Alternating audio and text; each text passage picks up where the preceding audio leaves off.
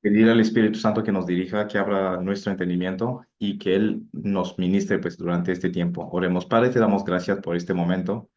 Gracias por este tiempo. Gracias por esta clase, Señor. Merecimos tu nombre y tu majestad. Te damos gracias, honra y gloria porque en tu misericordia has permitido que estemos conectados, que estemos aquí disponibles, dispuestos, Señor, para tomar esta clase. Te damos gracias, Señor. Te entregamos este momento, este tiempo. Espíritu Santo, dirígenos, abre nuestro entendimiento, que sea un tiempo de mucho aprendizaje, de mucho crecimiento, donde nos vas a estar equipando, Señor, para tu gloria. Haz todo, Señor, conforme a tu voluntad.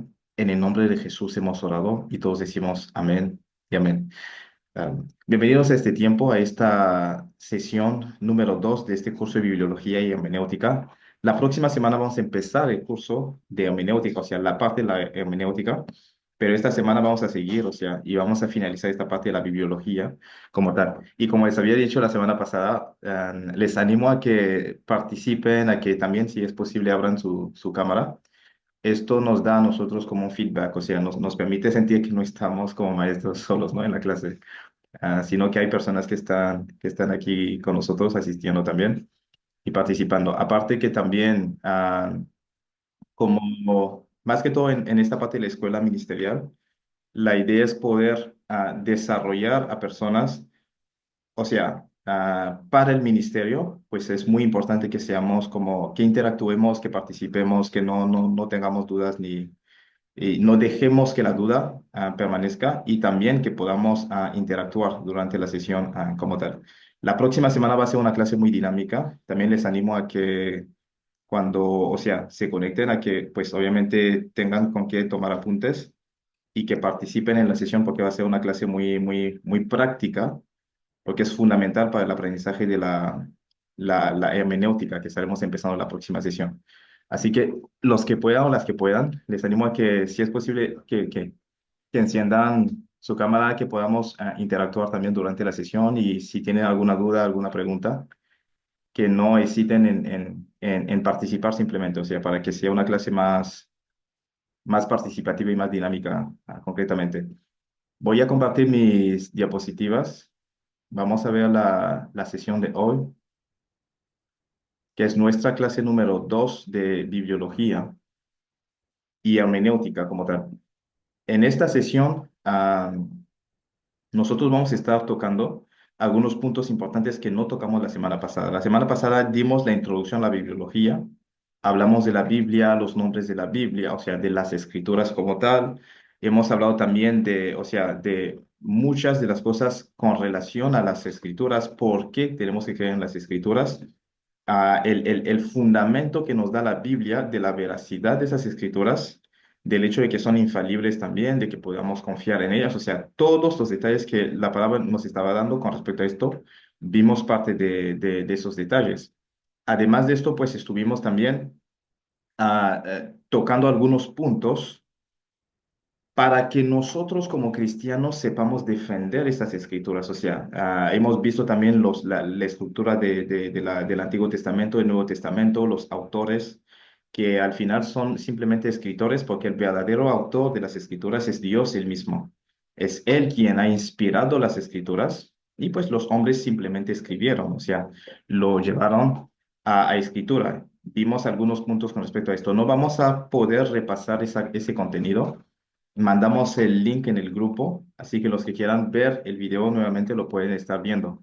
Hoy vamos a avanzar y vamos a tocar un punto importante. La semana pasada vimos cómo ellos estuvieron definiendo el canon del Antiguo Testamento y el canon del Nuevo Testamento. Cuando hablamos del canon, estábamos hablando de los libros que consideran, o sea, que consideraron como libros confirmados para ser parte de estas santas escrituras que nosotros tenemos hoy en día.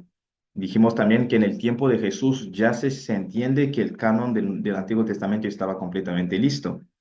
Y después de Jesús, pues en los años 300 fueron, que o sea, fue que se confirmó la parte completa del Nuevo Testamento y que la Biblia vino a ser este libro de 66 libros que nosotros tenemos hoy en día concretamente. Así que son puntos que vimos y vimos que algunos libros no están dentro de la Biblia por ciertas razones. Vimos los libros deuterocanónicos y hoy vamos a empezar esta sesión con los libros apócrifos. Porque muchos han escuchado hablar de esto, muchos han oído quizás hablar de esto, o sea, libros apócrifos, pero ¿qué son los libros apócrifos? ¿Qué son los libros apócrifos como tal? Son libros que cuando vemos en su significado, porque la palabra apócrifo significa oculto o escondido, son libros que consideraban como libros escondidos, pero más que escondidos, son libros que se consideraban como libros, o sea, que, que, que, que no estaban dentro del canon porque no cumplían los requisitos que se habían establecido concretamente. Y parte de esos libros fueron escritos o encontrados en el periodo intertestamentario, o sea, en el periodo intertestamentario, en los 450, 480 años que hubo entre el libro de Malaquías y el libro de Mateos, o sea, en este lapso de tiempo donde ah, en, en, en, en, en los términos que usamos decimos que fue el periodo de silencio, donde casi no hubo profecías específicas, donde casi Dios no habló concretamente a su pueblo. En ese periodo hay varios libros que se escribieron y se dice que por lo menos 14 libros fueron escritos en ese lapso de tiempo mínimo, o sea, entre ese tiempo, el periodo intertestamentario, o sea, entre los dos testamentos, hasta el año 30, 31, 32, 33 después de Cristo, o sea, cuando Cristo ascendió al cielo como tal. O sea, en este periodo de tiempo fueron escritos mínimo 14 libros que no cumplían los requisitos del canon, o sea, y por eso los llamaban libros apócrifos. Pero apócrifos significa los escondidos o los ocultos. La gente los usaban, pero no eran libros oficiales como tal, o sea, básicamente. Algunos de esos libros fueron agregados al Antiguo Testamento en las Biblias católicas. Ahí es donde vemos algunos libros que consideramos libros deuterocanónicos, que son libros que vinieron a conformar un nuevo canon, ¿no? Para la Iglesia Católica y que son libros que mencionamos la semana pasada, Primera, Segunda de Macabeo, Tobías, Judith, Siracide, Baruch, o sea, y un capítulo 13 del libro de Daniel y algunos que otros capítulos que aparecieron por ahí también, otros capítulos que aparecieron para el libro de Esther y todo, o sea, son libros que no cumplían los requisitos del canon oficial y les llamaban apócrifos porque eran libros escondidos, ocultos, que algunos usaban, pero no oficialmente, verdaderamente. O sea, en eso consiste. Ahora, no fueron aceptados y nunca fueron aceptados por los judíos en el Antiguo Testamento, ni por la iglesia cristiana evangélica como tal. Y no hay evidencias de que fueron aceptados por el Señor Jesús y sus discípulos, porque ni Jesús ni sus discípulos hacen mención de los libros apócrifos o deuterocanónicos en en la Biblia. O sea, no se ve a Jesús citando, dando algunas citas de alguno de esos libros. Y los apóstoles y el Señor Jesús, o sea, entre los evangelios y las epístolas hay más de 600 citas del Antiguo Testamento y ninguna de ellas o sea, son citas de uno de esos libros apócrifos como tal. Entonces, ni Jesús ni los apóstoles ni los discípulos, ni los de la iglesia primitiva, o sea, una buena parte de los líderes de la iglesia primitiva, ni ellos aceptaban o reconocían oficialmente esos libros, o sea, no hay evidencia de que fueron aceptados por esas personas concretamente. Entonces, por eso no los seguimos nosotros, o sea, nosotros seguimos sin aceptar esos libros dentro del canon oficial del Nuevo ni del Antiguo Testamento como tal. Incluyen algunas historias elaboradas y contradicciones con respecto a la base de la Biblia, que hace que, pues, obviamente, no los podemos considerar al mismo nivel que la Escritura.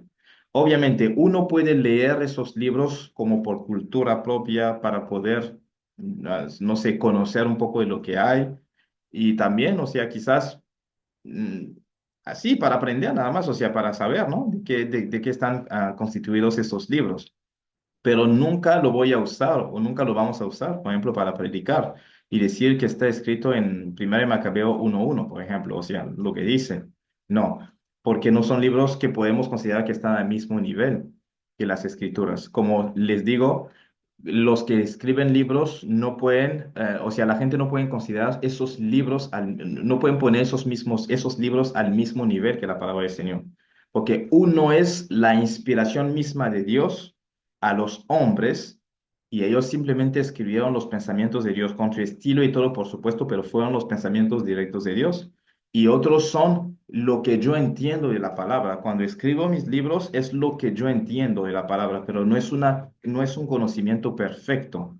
Es mi entendimiento desde la perspectiva desde la cual el Espíritu Santo me ha ayudado a entenderlas. Y puede que yo me equivoque, o sea, concretamente. Entonces, mi libro ni mis libros no pueden ser tomados al mismo nivel que las Escrituras. Lo mismo los libros de cualquier hombre de Dios, de cualquier pastor, del que sea, de cualquier autor, concretamente. Sin embargo, los libros de la Biblia sí tienen la autoridad suficiente para nosotros. Entonces, estos libros, no importa quién los escribió, quizás el Apocalipsis de Pedro fue realmente escrito por Pedro, pero por el contenido, por la forma en la que cuando se le analiza, o sea, no cumple con los requisitos que se habían establecido, entonces se considera que no es un libro considerado como parte de las sagradas escrituras como tal. De que sea Pedro que lo haya escrito, bueno, puede que sea así. Pero de que lo tomemos como un libro oficial, no necesariamente. O sea, con una autoridad específica para poder enseñar doctrina, no necesariamente. Entonces, es muy importante tomar esto en consideración. Y siempre ha habido dudas acerca de la autenticidad de esos libros, porque no tienen confirmación exacta de que realmente los autores fueron exactamente esas personas. Entonces, con esas dudas, con todo lo que pasa, no se pueden considerar como parte del canon oficial de la Biblia. Entonces, ¿cuáles son estos libros? Tenemos a los que son apócrifos deuterocanónicos. ¿Por qué son deuterocanónicos? Porque llegaron a formar parte del canon del Antiguo Testamento en las Biblias católicas. O sea, cuando decimos deuterocanónicos es como un segundo canon o un otro canon que se conformó como tal. O sea, otro canon que no es el oficial, pero bueno, otro canon que se formó. Nosotros tenemos 39 libros.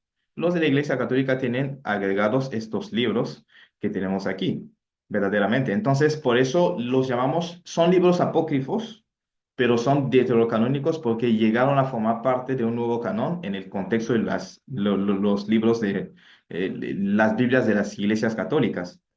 Y los demás que vamos a ver son simplemente apócrifos porque nunca fueron incluidos en el canon del Antiguo Testamento y tampoco del Nuevo Testamento. Y aquí tenemos el libro de Tobías, el libro de Judith, Sabiduría de Salomón, que a veces se asemeja mucho a Proverbios, pues básicamente, pero bueno, así se llama. Eclesiástico, que ahí se conoce como Siracide, Siracides, o sea, es así como se llama, Siracides, perdón, como libro. Y si lo leen, por ejemplo, si leen la Biblia católica van a verlo, que está, o sea, a veces ni siquiera hay Eclesiastes, o sea, es como si lo sustituyeron por esto y hay más porciones que se agregaron a ese libro. Este libro de Baruch, este libro de Primera y Segunda de Macabeos, y hay algunos fragmentos adicionales que agregaron, por ejemplo, en el capítulo 3 de Daniel, de Daniel que pusieron ahí también, y el capítulo 14 que es la oración de Azarías y el cántico de los tres jóvenes, como tal. O sea, son dos porciones que se han agregado al libro de Daniel, fragmentos que se han agregado. El capítulo 13 que es la historia de Susana, también conocida como la historia de Bel y el dragón. Los que tienen esas Biblias lo pueden leer, el capítulo 13 de Daniel, porque en la Biblia oficial que tenemos, Daniel se acaba con el capítulo 12, pero en esas Biblias hay un capítulo 13 que habla de la historia de Susana, o sea, que es conocida también como la historia de Bel y el dragón. No lo he leído, pero bueno, ahí está. Y el capítulo 14 que es la oración de Azarías, y el cántico de los tres jóvenes allí. Es un error lo que dice también conocido como historia de Bel y el dragón en la parte B. Pero son los dos capítulos que se han agregado a este libro verdaderamente. Y a veces hay algunas porciones también que han agregado al libro de Esther, o sea, hay como que cosas que han ido agregando a ciertos libros concretamente. Pero bueno, son libros apócrifos que nosotros no aceptamos porque pues ni Jesús ni los discípulos han hecho referencias a esos libros, a pasajes de esos libros, aparte que también hay dudas con respecto a los verdaderos autores. O sea, en cuanto a la autenticidad de los autores de esos libros, y por otra parte no cumplen con los requisitos que se habían establecido, los principios que se habían establecido para los libros que iban a formar parte del canon del Antiguo Testamento y del Nuevo Testamento. Ahora, tenemos otros libros apócrifos que ellos sí nunca fueron agregados a la Biblia, que son el Evangelio de Tomás, el Evangelio de Judas, el Evangelio de María Magdalena, el Evangelio de Felipe, el Evangelio de la infancia de Tomás, el Evangelio de Bartolomé, el Evangelio de Nicodemo. También tenemos el Evangelio de Bernabé, el libro de Enoc, en donde hablan del descenso de los hijos de Dios en la tierra, hablan de otros arcángeles ahí en ese libro, de Rafael, o sea, de Samael, de distintos otros arcángeles, además de Miguel, o sea, que se menciona en la palabra del Señor. Y también, además de esto, tenemos el libro de los jubileos, el Apocalipsis de Pedro, hay un Apocalipsis de Pablo también, la epístola de Bernabé, el pastor de Hermas y actas de Andrés y Mateo, como tal. Son distintos libros que cuando uno se interesa en leerlos, por ejemplo, a mí, o sea, yo he leído el libro de Enoch y he leído también el Evangelio de Nicodemo. O sea, cuando uno lo lee, dice, bueno, con razón no los pusieron dentro del canon de la Biblia, porque el libro de Enoch nos habla de ese descenso de los hijos de Dios en la tierra, ¿no?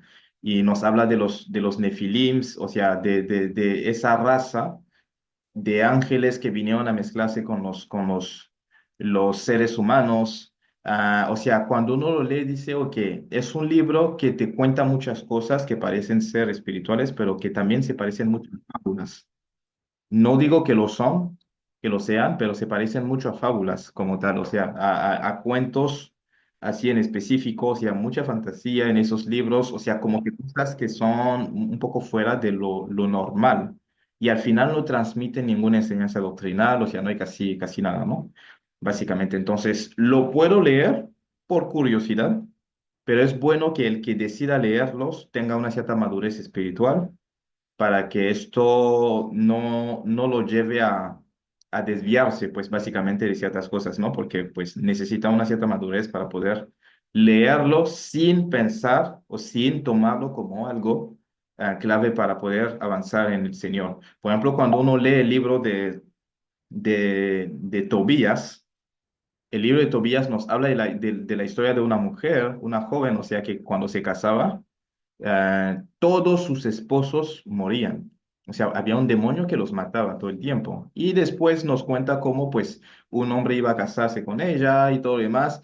Y el ángel, en este caso hablaban del arcángel, Rafael, que le aparece a ese hombre, lo guía en todo su camino, lo lleva ahí y le dice que usará una parte de un pez que el día de cuando iban a consumir su matrimonio en la luna de miel, pues que él quemara esa parte del pez y ese olor iba a echar fuera el demonio. O sea, cuando nosotros lo estudiamos y conocemos, o sea, conociendo bien la escritura, dices, hay que tomarlo con mucha precaución, ¿no? O sea, lo que se dice ahí, porque es lo que la gente practica en la brujería en distintos lugares, ¿no? O sea, ciertas cosas, no sé, voy a quemar tal animal, voy a sacrificar tal animal para echar fuera este demonio, voy a hacer esto, y lo otro. O sea, son prácticas que cuando terminamos de analizarlos decimos, hay que tomarlo con muchísima precaución. Por eso digo y recomiendo que si alguien quiere leer estos libros, que tenga mucha madurez, que conozca las escrituras primero,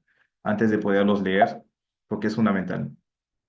Y el Evangelio de Nicodemo, cuando yo lo leí, habla del descenso de Jesús en las regiones infernales, cómo Jesús llegó al Hades, cómo él hizo libre a esas almas que estaban ahí encerradas, cómo él tomó las llaves de la muerte y del Hades y cómo él salió vencedor. O sea, concretamente nos cuenta eso, porque en ese libro nos habla de dos personas que habían fallecido, o sea, muchas personas que habían fallecido, y cuando leen los evangelios, o sea, los evangelios Mateo, Marcos, Lucas y Juan, en los evangelios nos dicen que cuando Jesús murió, o sea, los sepulcros se abrieron y muchos santos resucitaron y muchas personas se veían en la ciudad, veían a santos en la ciudad.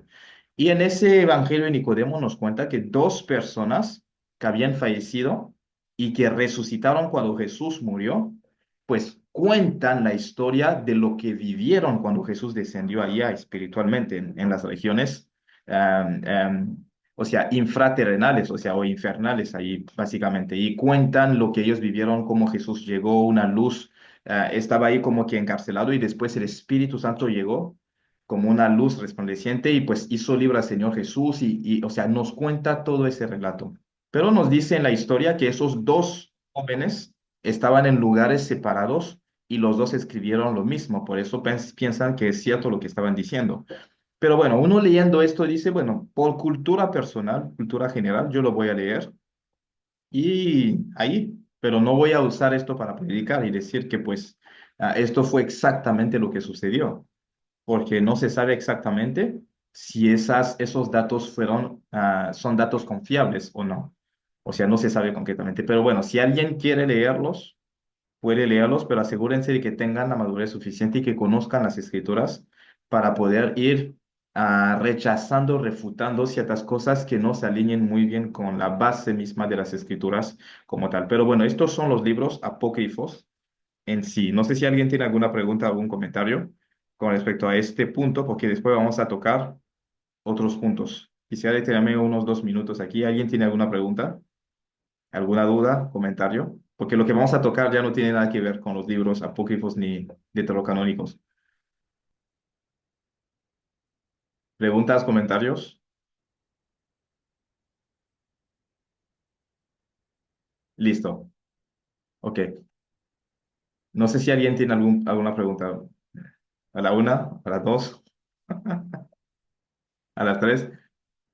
Avancemos. Ok. Ahora, ¿cómo fueron transmitidos los textos bíblicos? O sea, ¿cómo fueron transmitidos? Porque hoy en día nosotros, ah, o sea, nos preguntamos cómo llegaron a nosotros. Hay varias formas en las cuales las escrituras llegaron hasta nosotros, porque pues tenemos distintos autores de distintas épocas, de distintos siglos que tenían una cultura diferente, o sea, desde Moisés hasta el último, el apóstol Juan, quien escribió, o sea, quienes escribieron los libros de la Biblia, hay muchos siglos de diferencia. Hay más de 1500 años de separación entre esas personas, o sea, desde los primeros textos que fueron escritos hasta los últimos, como tal. Hay más de 1500 años de diferencia. ¿Cómo llegaron a nosotros esas escrituras? ¿Cómo fue la evolución de las escrituras también? Son cosas que necesitamos ver y estudiar. ¿Por qué? Porque esto también nos va a ayudar a no tener una mente súper religiosa. Y les voy a explicar por qué lo estoy diciendo a continuación, pues básicamente. Entonces, muchas de las escrituras fueron transmitidos primeramente por lo que conocemos como la tradición oral. Es decir, que, por ejemplo, hoy pues el padre le cuenta a su hijo lo que pasó, el hijo lo cuenta a sus hijos y así seguido. Después, cuando pues tuvieron la posibilidad de plasmarlo por escrito, lo empezaron a hacer. Pero inicialmente fue por tradición oral, o sea, los ancestros contándolo a su descendencia, ¿no? O sea, básicamente. Entonces, así se fueron transmitiendo poco a poco. Moisés recibió la revelación de Génesis, pero hay partes de lo que Moisés escribió de Génesis que fueron simplemente historias que los padres les contaron a los demás. Porque acordémonos que pues él viene de ese linaje de Abraham, entonces es totalmente obvio que Abraham le haya contado a Isaac cómo él tuvo su encuentro con el Señor y cómo el Señor le dijo que salía de su tierra, o sea, de su país, de su parentela y de la casa de su padre. O sea, es normal que Abraham le haya contado a Isaac lo que él vivió durante su recorrido, cuando él fue a Egipto y cuando él salió de allá y todo lo que sucedió, o sea, la historia de Lot y así seguido. Y es normal que Isaac le haya contado también a Jacob y así seguido, o sea, cómo fueron avanzando las cosas. Es totalmente normal y es totalmente algo que puede haber sucedido como tal. Entonces, y muchas de las escrituras fueron transmitidas así, o sea, los padres a los hijos y así de generación a generación hasta que pudieron escribirlos en ciertos formatos. Ahora, la Biblia tuvo, o sea, estos textos bíblicos fueron compilados y escritos en diferentes materiales. En diferentes materiales fueron compilados y escritos. Primeramente tenemos las piedras. Esa ley que Moisés escribió, Moisés la escribió en piedras. O sea, el Señor, pues básicamente, ¿no? Porque parte de la ley fue el Señor mismo con su dedo, más que todos los 10 mandamientos, según lo que nos dice el libro de Éxodo, que escribió lo que pues obviamente está ahí plasmado, estuvo ahí plasmado. Moisés destruyó las piedras, pero después el Señor volvió a pedirle que subiera con nuevas piedras y él iba a volver, o sea, iba a volver a transmitir la ley al pueblo. Pero hay más cosas de la ley, pues obviamente que Moisés tuvo que escribir, algunos que estuvieron con él hicieron o sea, la labor de escribas y estaban escribiendo también algunas cosas. Y lo mismo pasó con distintas otras generaciones. Así que es muy importante ver esto, o sea, piedras, pero después, o sea, teníamos algunos papiros, habían, o sea, usaban también pieles de animales para poder escribir ciertos, o sea, ciertos textos concretamente. Después empezaron a usar otros materiales como pergaminos y ya pues podían hacer como algunos rollos y todo lo demás. Y progresivamente ya hubo una cierta evolución hasta que pues después en la Edad Media, cuando hubo la invención de la imprenta, empezaron a hacer, o sea, impresión en papel y ya hoy en día tenemos la Biblia en formato de papel. Pero vemos que hubo distintos formatos. Piedras, papiros, pergaminos. Hoy en día tenemos papel, ahora tenemos la Biblia en formato electrónico, tenemos la Biblia en formato digital, podemos leerla, podemos escuchar la Biblia. Mañana quizás vamos a tener la Biblia ilustrada. Tenemos ya la Biblia ilustrada en películas, como sea, y podemos tener al momento la Biblia de forma, no sé, como hologramas, lo que sea. Quizás va a haber un nuevo formato de la palabra del Señor, como tal. ¿Por qué lo estoy mencionando? ¿Y por qué es importante conocer esto? Para que no nos sintamos como personas religiosas y súper religiosas que condenan a los que usan la Biblia electrónica. Porque pues si Moisés nos estuviera viendo, hubiera dicho sacrilegio. ¿Cómo ustedes van a tener esta Biblia en formato de papel si cuando yo escribí la ley estaba en piedras? No sé si me entienden un poco cuando, o sea, lo que estoy tratando de explicar. O sea, para nosotros hoy en día, para los que son súper religiosos, dicen que no, los que no usan la Biblia en papel están mal, están equivocados. Hay algunas personas que llegan a decirlo. Pero ¿qué pasa con Moisés, quien recibió la ley en piedras, al vernos con este formato de Biblia en papel?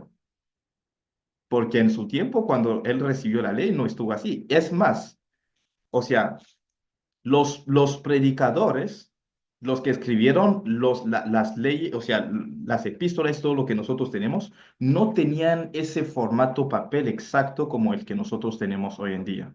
Entonces, Pablo no lo escribió en papeles así como los nuestros.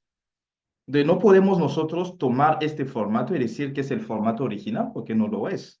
Es simplemente una nueva adaptación según la evolución de la ciencia que nosotros hoy en día tenemos concretamente. Entonces, no me tiene que impedir. Si me siento más cómodo leyendo la Biblia en papel, está bien, pero tengo que recordar siempre que estas escrituras no fueron escritas originalmente en esta Biblia, o sea, en este papel que hoy en día tengo en mis manos, verdaderamente estaban, de hecho, cuando Jesús pidió el libro de Isaías, o sea, cuando él entró en el templo, en la sinagoga, perdón, él pidió el rollo, o sea, pidió la palabra y le dieron el rollo de Isaías. Era como si fuera un pergamino que él abrió.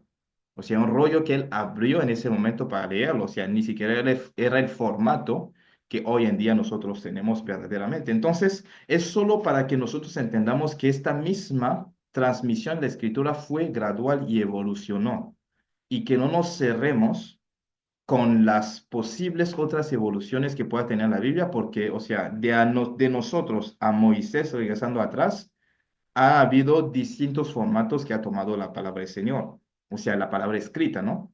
Digámoslo así en estos términos. Entonces, es simplemente para que entendamos que esto ha evolucionado, esto ha crecido, ha avanzado. No es por yo tener esta Biblia en papel en mis manos que significa que tengo, o sea, autoridad y poder y que el que la tiene digital no la tiene.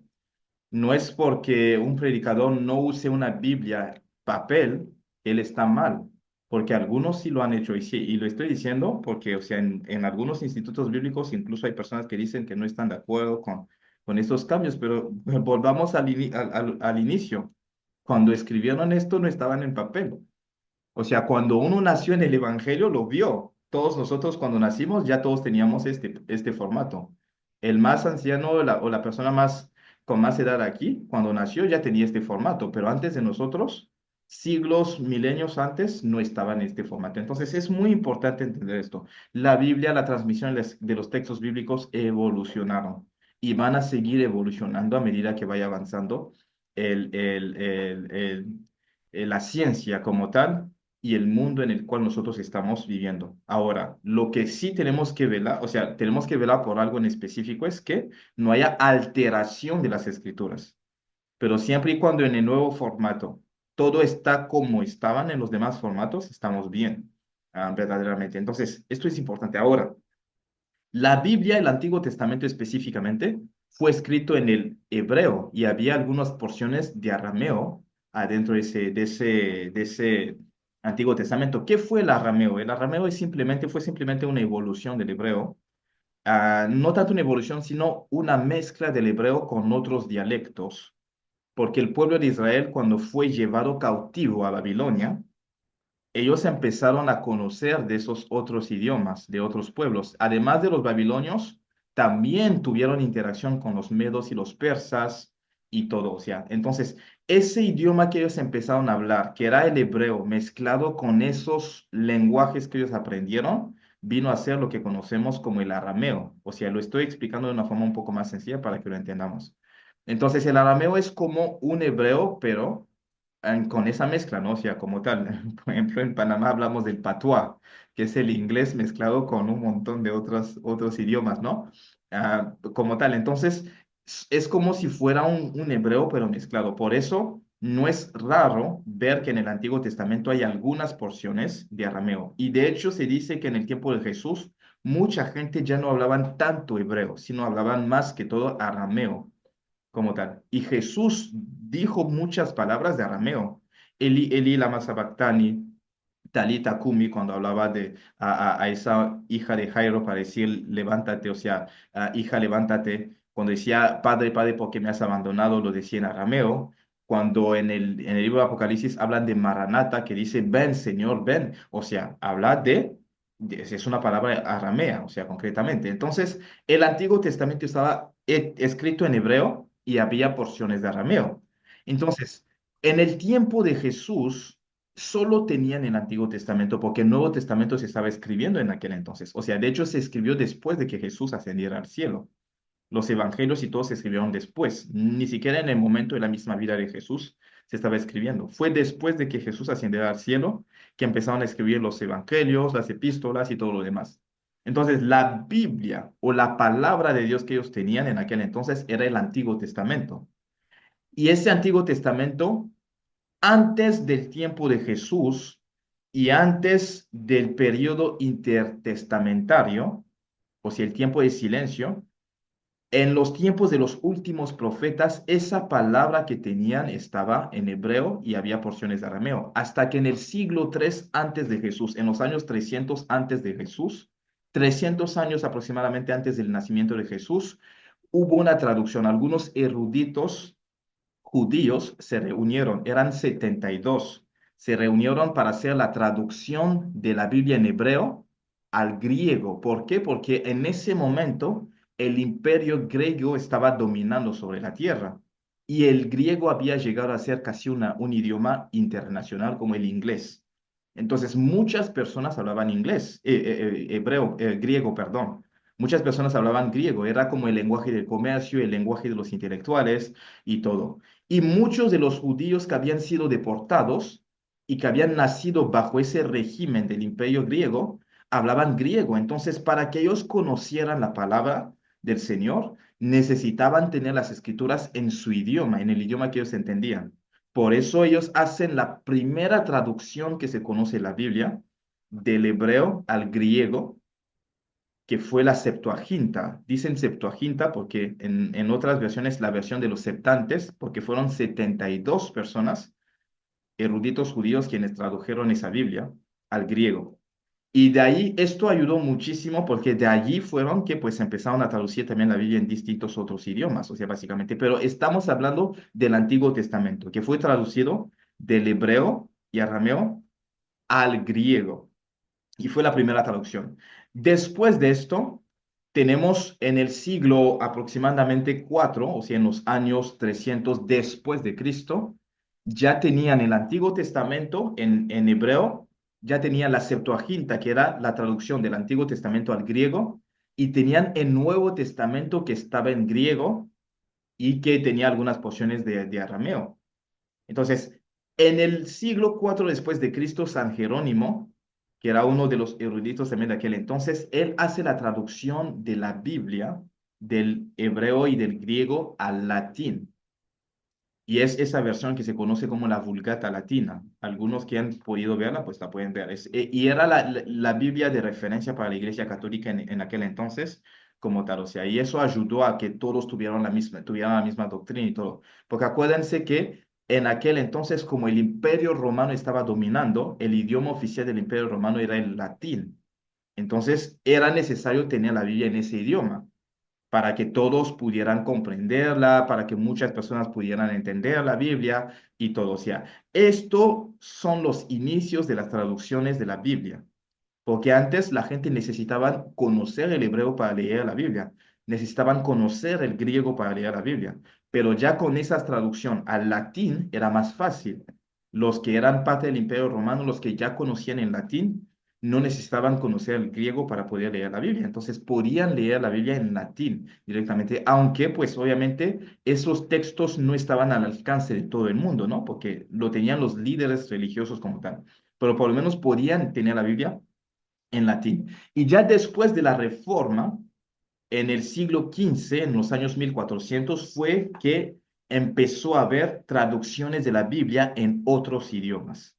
Sí hay versiones un poco antiguas, por supuesto, pero las verdaderas, o sea, las muchas traducciones empezaron un poco después del siglo XV, pero obviamente en el tiempo de la Edad Media ya había otras traducciones, porque cuando inventaron la imprenta, necesitaban traducir la Biblia en distintos idiomas y empezaron a hacerlo. Pero bueno, en el tiempo de la Reforma hubo unas traducciones un poco más modernas.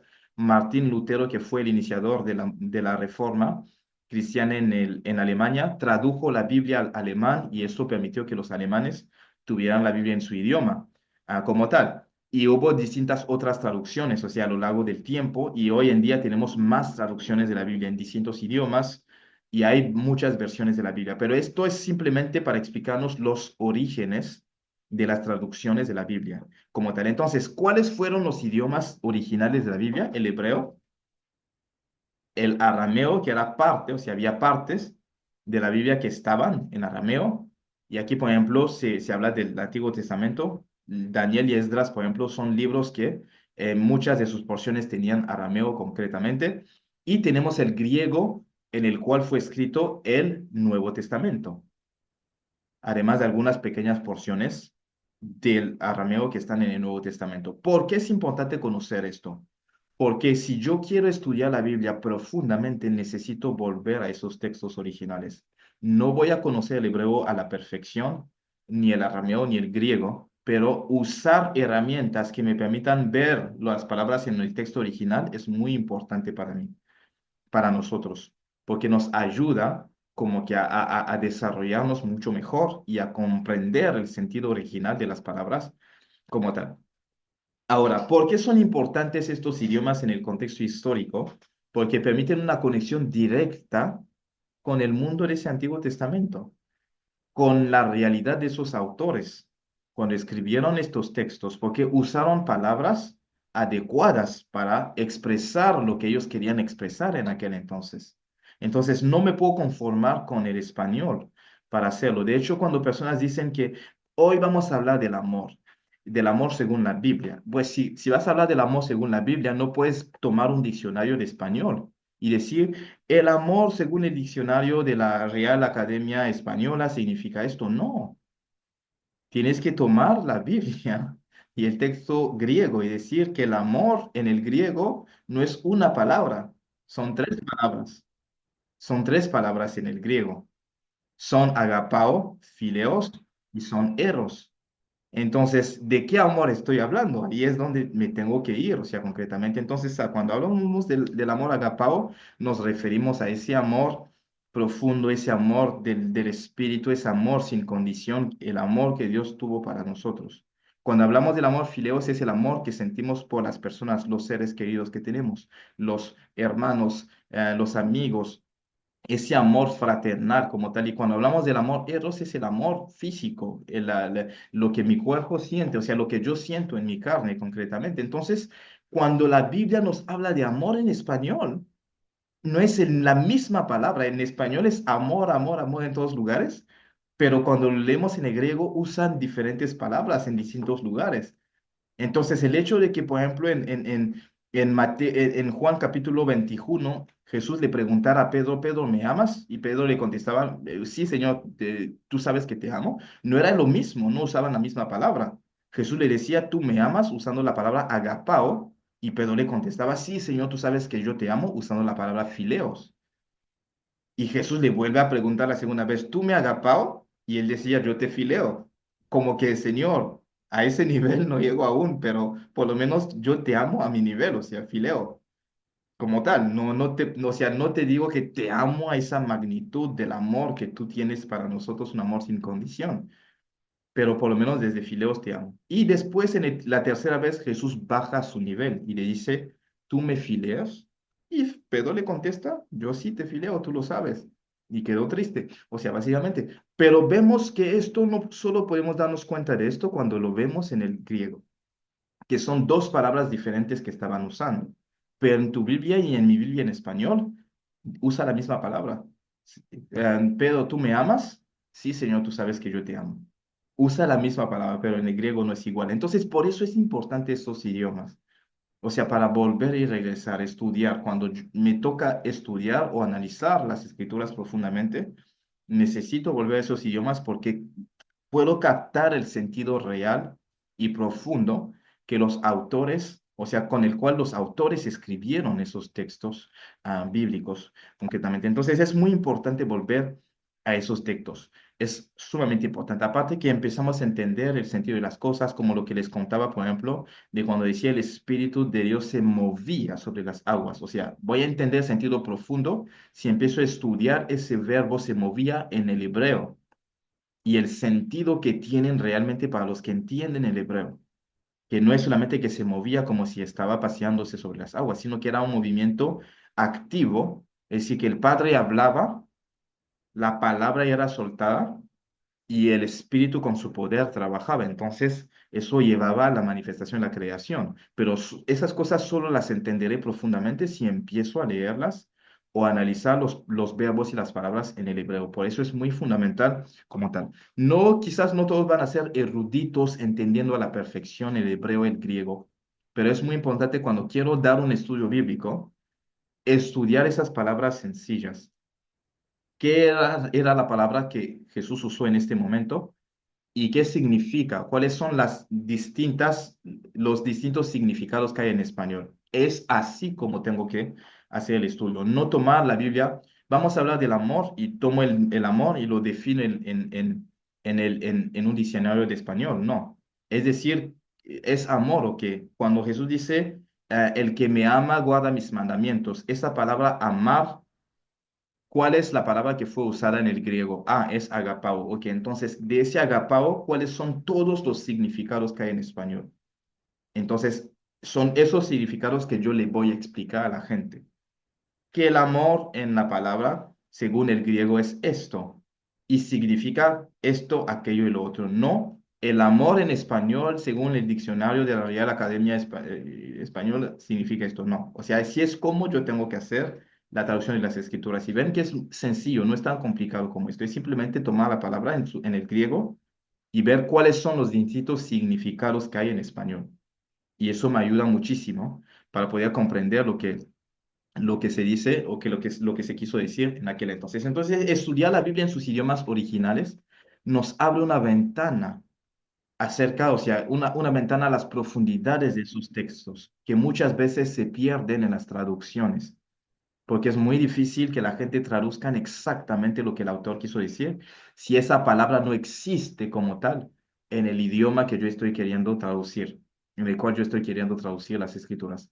Entonces, muchas veces hay algunas profundidades que se pierden, que se pierden. No significa que el texto esté equivocado, no, sino que se pierde la profundidad del texto al hacer la traducción en algunos momentos. Y esto es lo que sucede. Entonces, para enriquecer mi comprensión, tanto académica como espiritual del texto de la palabra del Señor, necesito volver y conectar con esos textos en sus idiomas originales como tal. Ahora, hablando de las traducciones, por ejemplo, de estos textos bíblicos, hubo varios desafíos al hacer la traducción. ¿Por qué? Porque traducir de un idioma a otro es bastante complicado. Así sea en los idiomas en los cuales nosotros estamos hablando hoy en día. Porque, por ejemplo, si hoy yo empiezo a hablar en francés y alguien me va a traducir, en mi caso, como yo entiendo y el francés y el español, hay momentos donde voy a parar a la persona y decirle, no, no, no fue esto que quise decir, fue exactamente esto. Usa esta palabra mejor porque es lo que yo quise comunicar como tal.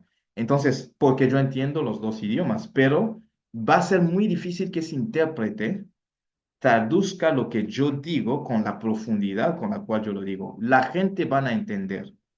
Muchas veces no va a estar equivocado, pero no va a transmitir la profundidad de lo que yo quiero decir, porque hay palabras que, por ejemplo, en francés no tienen traducción exacta en español y viceversa. Entonces tengo o el traductor tiene que buscar una palabra que ayude a los lectores o a los que están, a los oyentes, a entender más o menos lo que quiso decir. Por eso les digo que esas traducciones no son falsas. O sea, al contrario, nos ayudan a tener un entendimiento, pero obviamente perdemos profundidad. Entonces, o todos tenemos que aprender los textos en griego, en hebreo, o simplemente tenemos que agradecer al Señor por su aportación, la aportación de los que han hecho, las aportaciones de los que han hecho las traducciones bíblicas, y cuando nos toque a estudiar profundamente, pues regresar a los textos originales. Por eso les digo que ni Reina Valera ni NVI tiene exactamente la traducción, o sea, con toda la profundidad de los textos originales de la Biblia. Nadie, porque es una traducción. Son traducciones de la Biblia. Son traducciones, o sea, nunca van a tener la originalidad al 100% del texto, porque fueron dichos en otros términos. Y en esos idiomas, o sea, hay palabras que no tienen un significado literal completo en ciertos otros idiomas. Entonces toca buscar palabras que nos ayuden a entender, aunque no son exactamente lo que dijo el autor, o sea, con exactitud, con toda la profundidad como tal, pero no es falso. O sea, concretamente. Entonces, ahí es donde empezamos a entender por qué hay tantas traducciones, por qué hay tantas versiones, por qué hay tantas cosas, porque cada uno trata de acercarse lo más posible a los textos originales o cada uno trata de ayudar a los lectores a entender mejor las escrituras.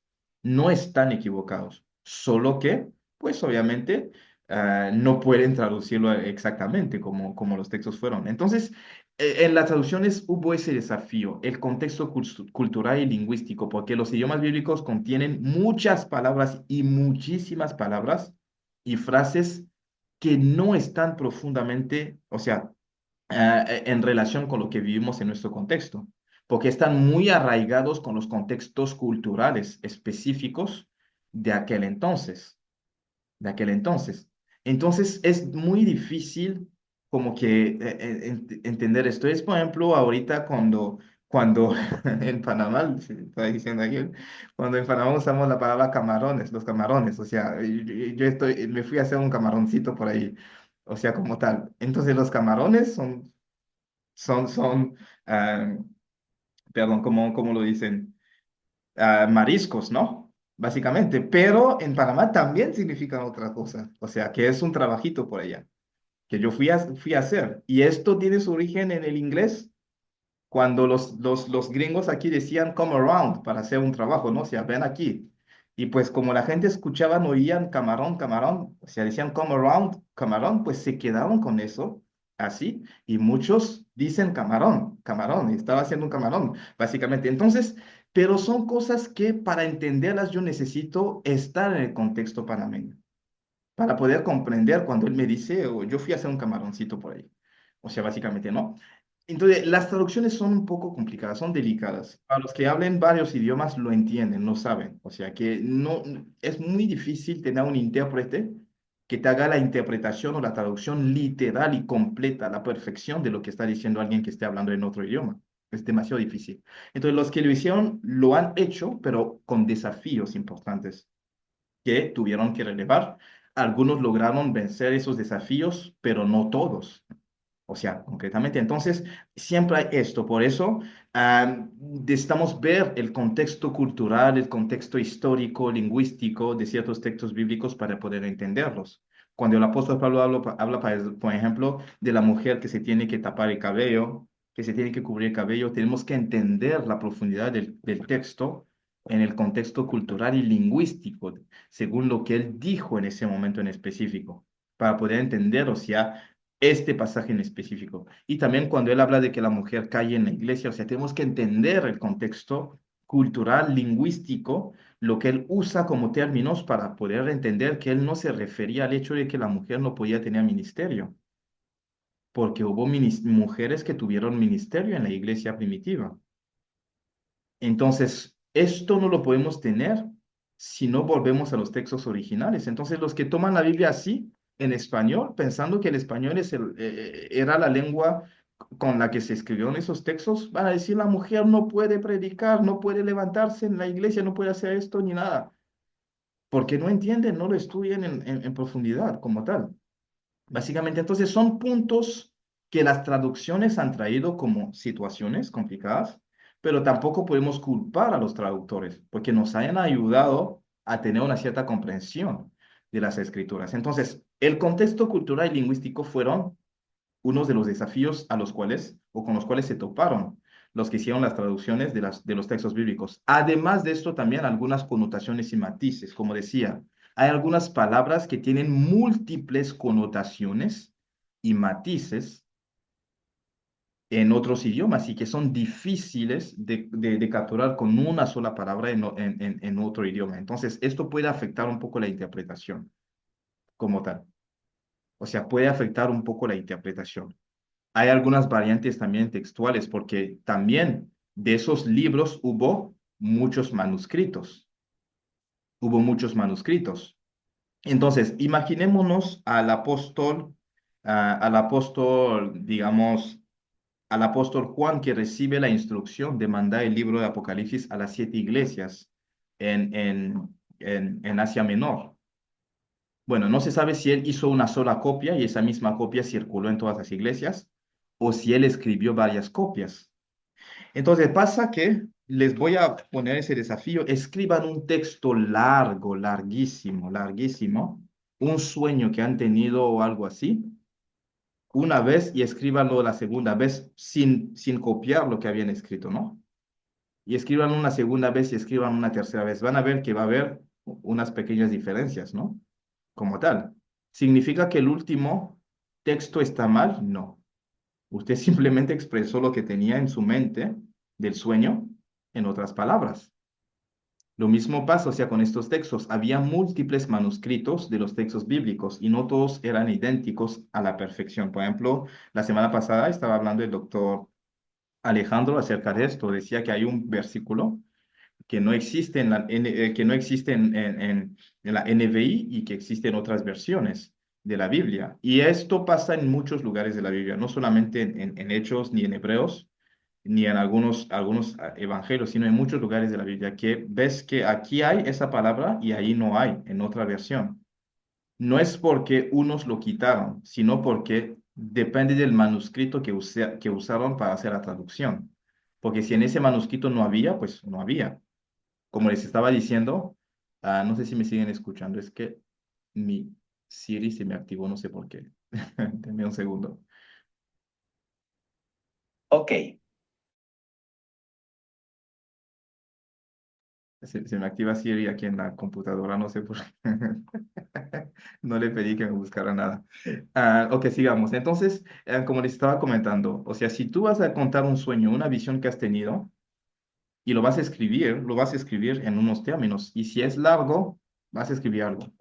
Si lo vuelves a escribir sin copiar exactamente lo que estuviste escribiendo, sino haciéndolo desde tu mente, no lo vas a escribir exactamente de la misma forma. Entonces vas a tener tres libretas en los cuales escribiste el mismo sueño, pero con otras palabras. Entonces en alguno va a faltar la coma, en el otro va a faltar una expresión que pusiste, pero es el mismo sueño. Lo único es que tú al escribirlo, lo escribiste en tres manuscritos diferentes con algunas diferencias, no tan graves, no tan grandes, pero algunas diferencias como tal. Entonces, lo mismo pasa con los textos. Hay muchos manuscritos, de hecho, que circulaban en las iglesias, en la iglesia primitiva, porque imagínense, con tanta expansión de la iglesia, las iglesias necesitaban los textos bíblicos. Entonces, había que transcribirlos como tal. El que escribió el libro de Mateo o la epístola de Mateo, quizás escribió varias cartas. Entonces, cuando las manda, pues va a haber unas ciertas diferencias, lo que hace que si yo recibí ese manuscrito y lo traduje, lo voy a traducir tal como lo recibí en el manuscrito. Pero si me encuentro otro manuscrito, quizás ahí va a haber dos, tres palabras más o dos, tres palabras menos. Pero el autor o los que hicieron la transmisión de esas escrituras, pues en la multiplicación de los manuscritos hubo algunas diferencias como tal. Ahora, si son conceptos opuestos, ahí es donde tenemos que decir, quizás hay un error aquí. Pero si es la falta de algo o la adición de algo, no necesariamente significa que los que han hecho la traducción de esa versión están equivocados. Depende de los manuscritos que ellos usaron concretamente. Entonces, son algunos puntos que tenemos que tomar en consideración antes de juzgar las versiones y decir que son diabólicas o satánicas, como algunos hacen, ¿no?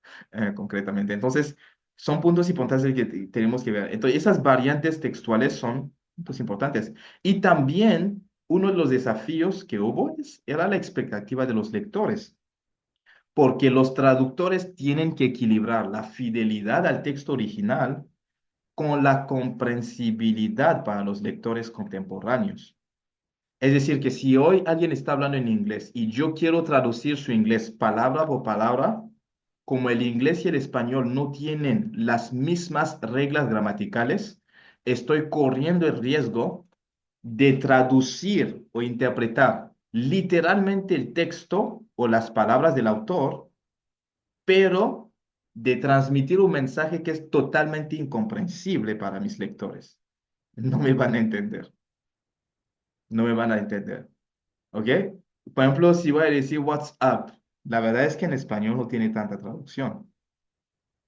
O sea, what's up, o sea, sí es como estás, ¿no? Pero si es como estás, normalmente debería de ser, o sea, how are you? Si digo what's up, es como ¿qué está arriba, no? O sea, what is up. Entonces, si yo hago una traducción literal, voy a decir what is up, ¿qué está arriba? Y usted no me entiende nada. Yo dije una cosa y ustedes escucharon otra cosa por el traductor que hizo una traducción literal, palabra por palabra. Entonces, él quiso traducir el texto exactamente como yo lo dije, sin quitar nada, sin agregar nada, pero les causó a usted un problema, porque ustedes no entendieron lo que yo quise decir. Cuando yo dije what's up, les dije, ¿cómo estás? Pero el traductor dijo, o sea, ¿qué está arriba? What is up? Entonces ya uno se queda así equivocado. Y entonces si yo sigo así, doy un mensaje de una hora en inglés y el que me traduce me hace una traducción palabra por palabra, él me pierde toda la audiencia. La audiencia no me va a entender nada de lo que yo dije, porque él hizo una traducción literal. Ahora, si el que hace la traducción comprende lo que digo, y lo traduce en sus palabras a la comunidad que me está escuchando, de manera que ellos entienden. Entonces hay muchas palabras que yo dije que él no va a decir. Y hay palabras que no dije que a él le va a tocar decir para ayudar a los lectores a comprender lo que yo quise decir, porque él me entiende, porque él habla mi idioma también, pero mis lectores o mis oyentes no me entienden. no entienden mi idioma. Entonces, él tiene que buscar la forma de decir cosas de forma que ellos entiendan lo que yo estoy queriendo comunicar. Así sea que tenga que quitar algunas palabras o agregar algunas palabras, pero lo más importante es que él me mantenga el mensaje claro y que la gente me pueda comprender y que podamos interactuar, si es una conversación o lo que sea, básicamente. Entonces, son desafíos grandes que tuvieron y que siempre tienen los traductores de la Biblia, o sea, que tienen que ah, ver cómo resolver esos desafíos. Entonces, por eso, o sea, ahí pueden ver un texto así cortito en griego y en español es bien largo. Y hay textos que son largos y otros que son cortos en la traducción. Y así seguido, hay palabras que no están. Y hay palabras que tuvieron que agregar. Por ejemplo, muchas veces nosotros decimos Espíritu Santo, Espíritu Santo, Espíritu Santo. Pero la verdad es que cuando lo leemos en el hebreo, pero en el griego, en muchos lugares solo dicen pneuma para hablar de espíritu, ni siquiera agrega la palabra santo. En algunos lugares, por supuesto, ¿no? Del Nuevo Testamento. Entonces solo usa pneuma para decir espíritu. Y en inglés, por ejemplo, cuando hacemos la traducción de pneuma al inglés, significa ghost o spirit. Y ghost es como si fuera un fantasma. Entonces, para que los lectores en inglés entiendan, pues se agrega holy, para decir es un fantasma santo. Por eso no es sorprendente escuchar a algunas personas, algunos predicadores en inglés decir the Holy Ghost, porque en la traducción es así. Pero ghost es la palabra que se usó en el texto original. Y tuvieron que agregar holy para entender, hacerle entender a la gente que en ese momento están hablando del Espíritu de Dios, para que no lo confundan con otros espíritus, ¿no? Como tal. Porque incluso cuando pudieron hablar, había hablado de espíritus inmundos, van a decir lo mismo, pneuma. Van a hablar del Espíritu Santo, la palabra que van a usar es pneuma, para hablar de un espíritu. Pero en el contexto, uno va entendiendo que aquí está hablando del Espíritu Santo y en el otro lugar está hablando de un demonio o de un espíritu del hombre o lo que sea. Entonces, para que los traductores ayudaran a los lectores a entenderlo, pues tuvieron que agregar o quitar algunas palabras. Era Espíritu Santo o Holy Ghost o Holy Spirit para que podamos nosotros entender y solo no decir simplemente el Espíritu, porque cuando vemos el Antiguo Testamento solo ni siquiera dicen Espíritu Santo, dice el Espíritu de Jehová o el Espíritu de Dios. En el Nuevo Testamento es donde vemos Espíritu Santo, como para hacer una diferencia, porque en el Nuevo Testamento se nos habla mucho de demonios también, espíritus inmundos. O sea, como tal. Entonces, son cosas que los traductores tuvieron que agregar, quitar, solo para ayudarnos a entenderlo como tal.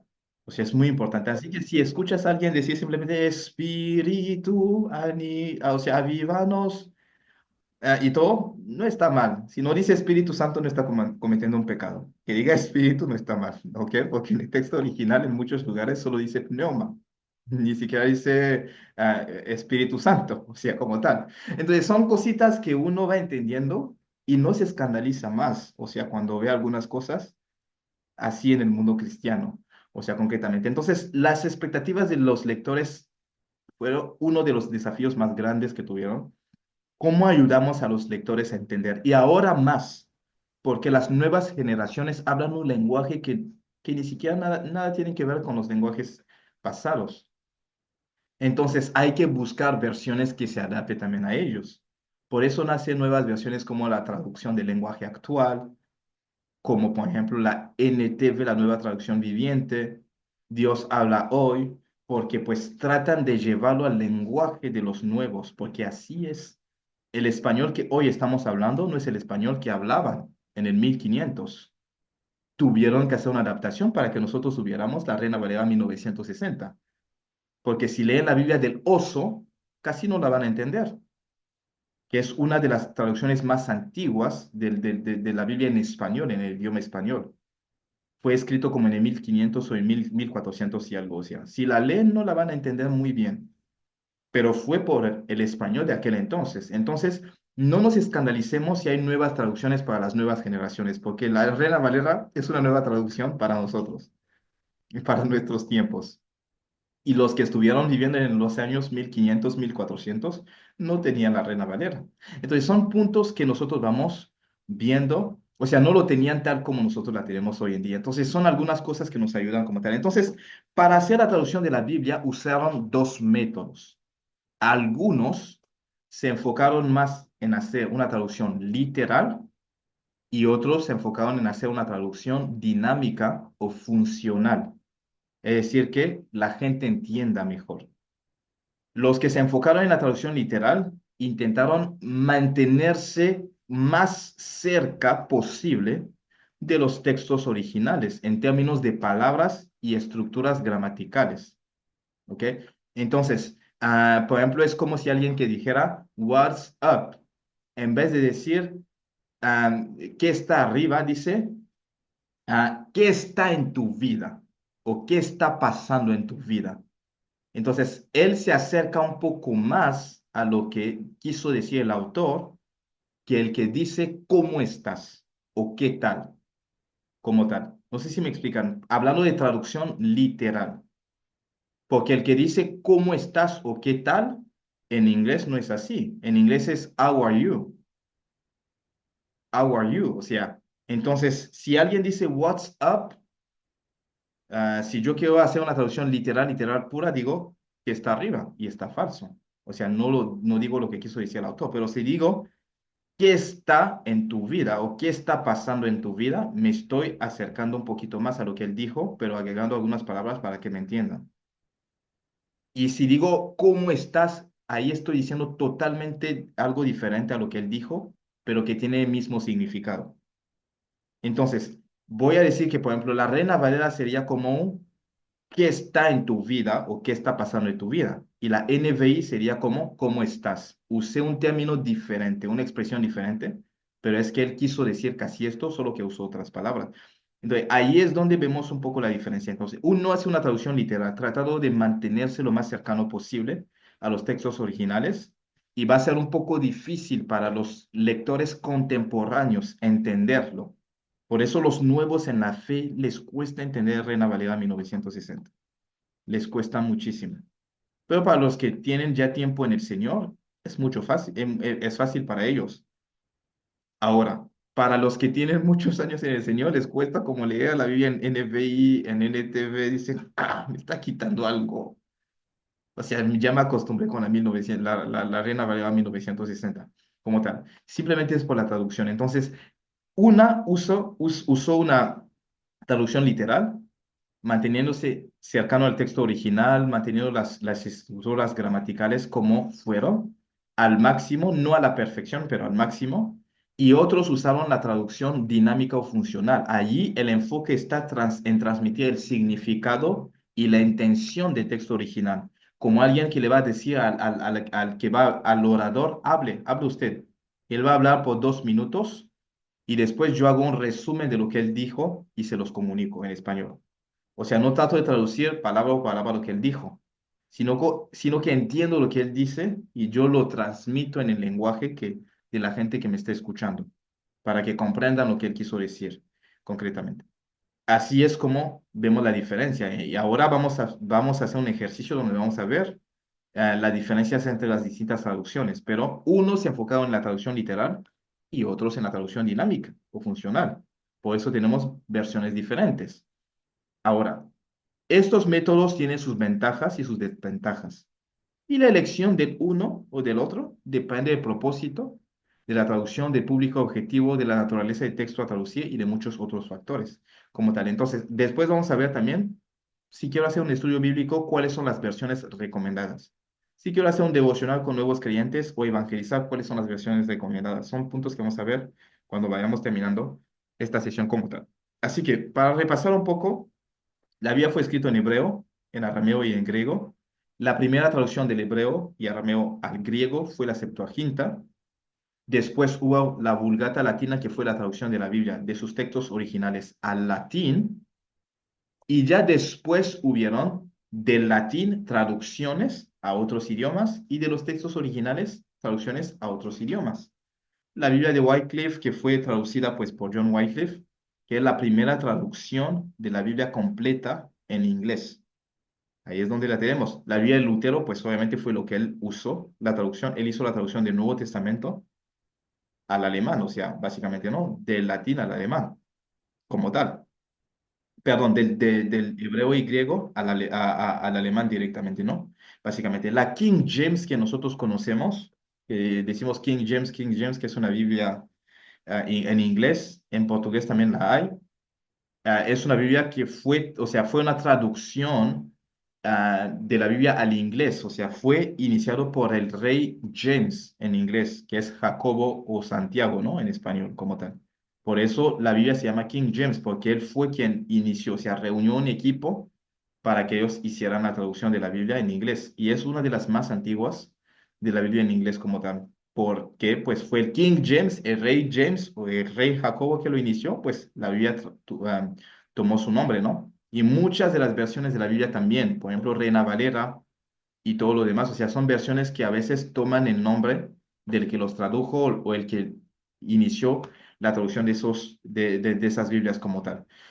Estos no vamos a avanzar en esto. Entonces, ¿cuál es el impacto teológico y cultural de esas traducciones? Uno, las traducciones, o sea, causan a veces diferencias en en el entendimiento y la doctrina de las enseñanzas bíblicas. Por ejemplo, o sea, un texto puede tener un significado específico cuando lo leo en la Reina Valera y cuando lo leo en la NVI como que lo entiendo de una forma un poco diferente. Y es uno de los impactos que hubo con esas traducciones, o sea, literal o dinámico. Porque, o sea, por eso siempre le digo a las personas, si vas a predicar y enseñar, usa varias versiones. Si vas a usar o estudiar la Biblia, usa varias versiones. No te limita a lo que dijo una versión, porque quizás puedes entenderlo mal y pues irte por un camino que no es. Concretamente, por eso es muy importante usar distintas versiones. Es sumamente importante porque hay una cierta forma de entender las escrituras que cada versión traduce, transmite y a veces puede alejarnos si no tenemos el cuidado de escudriñar y analizar otras versiones, básicamente.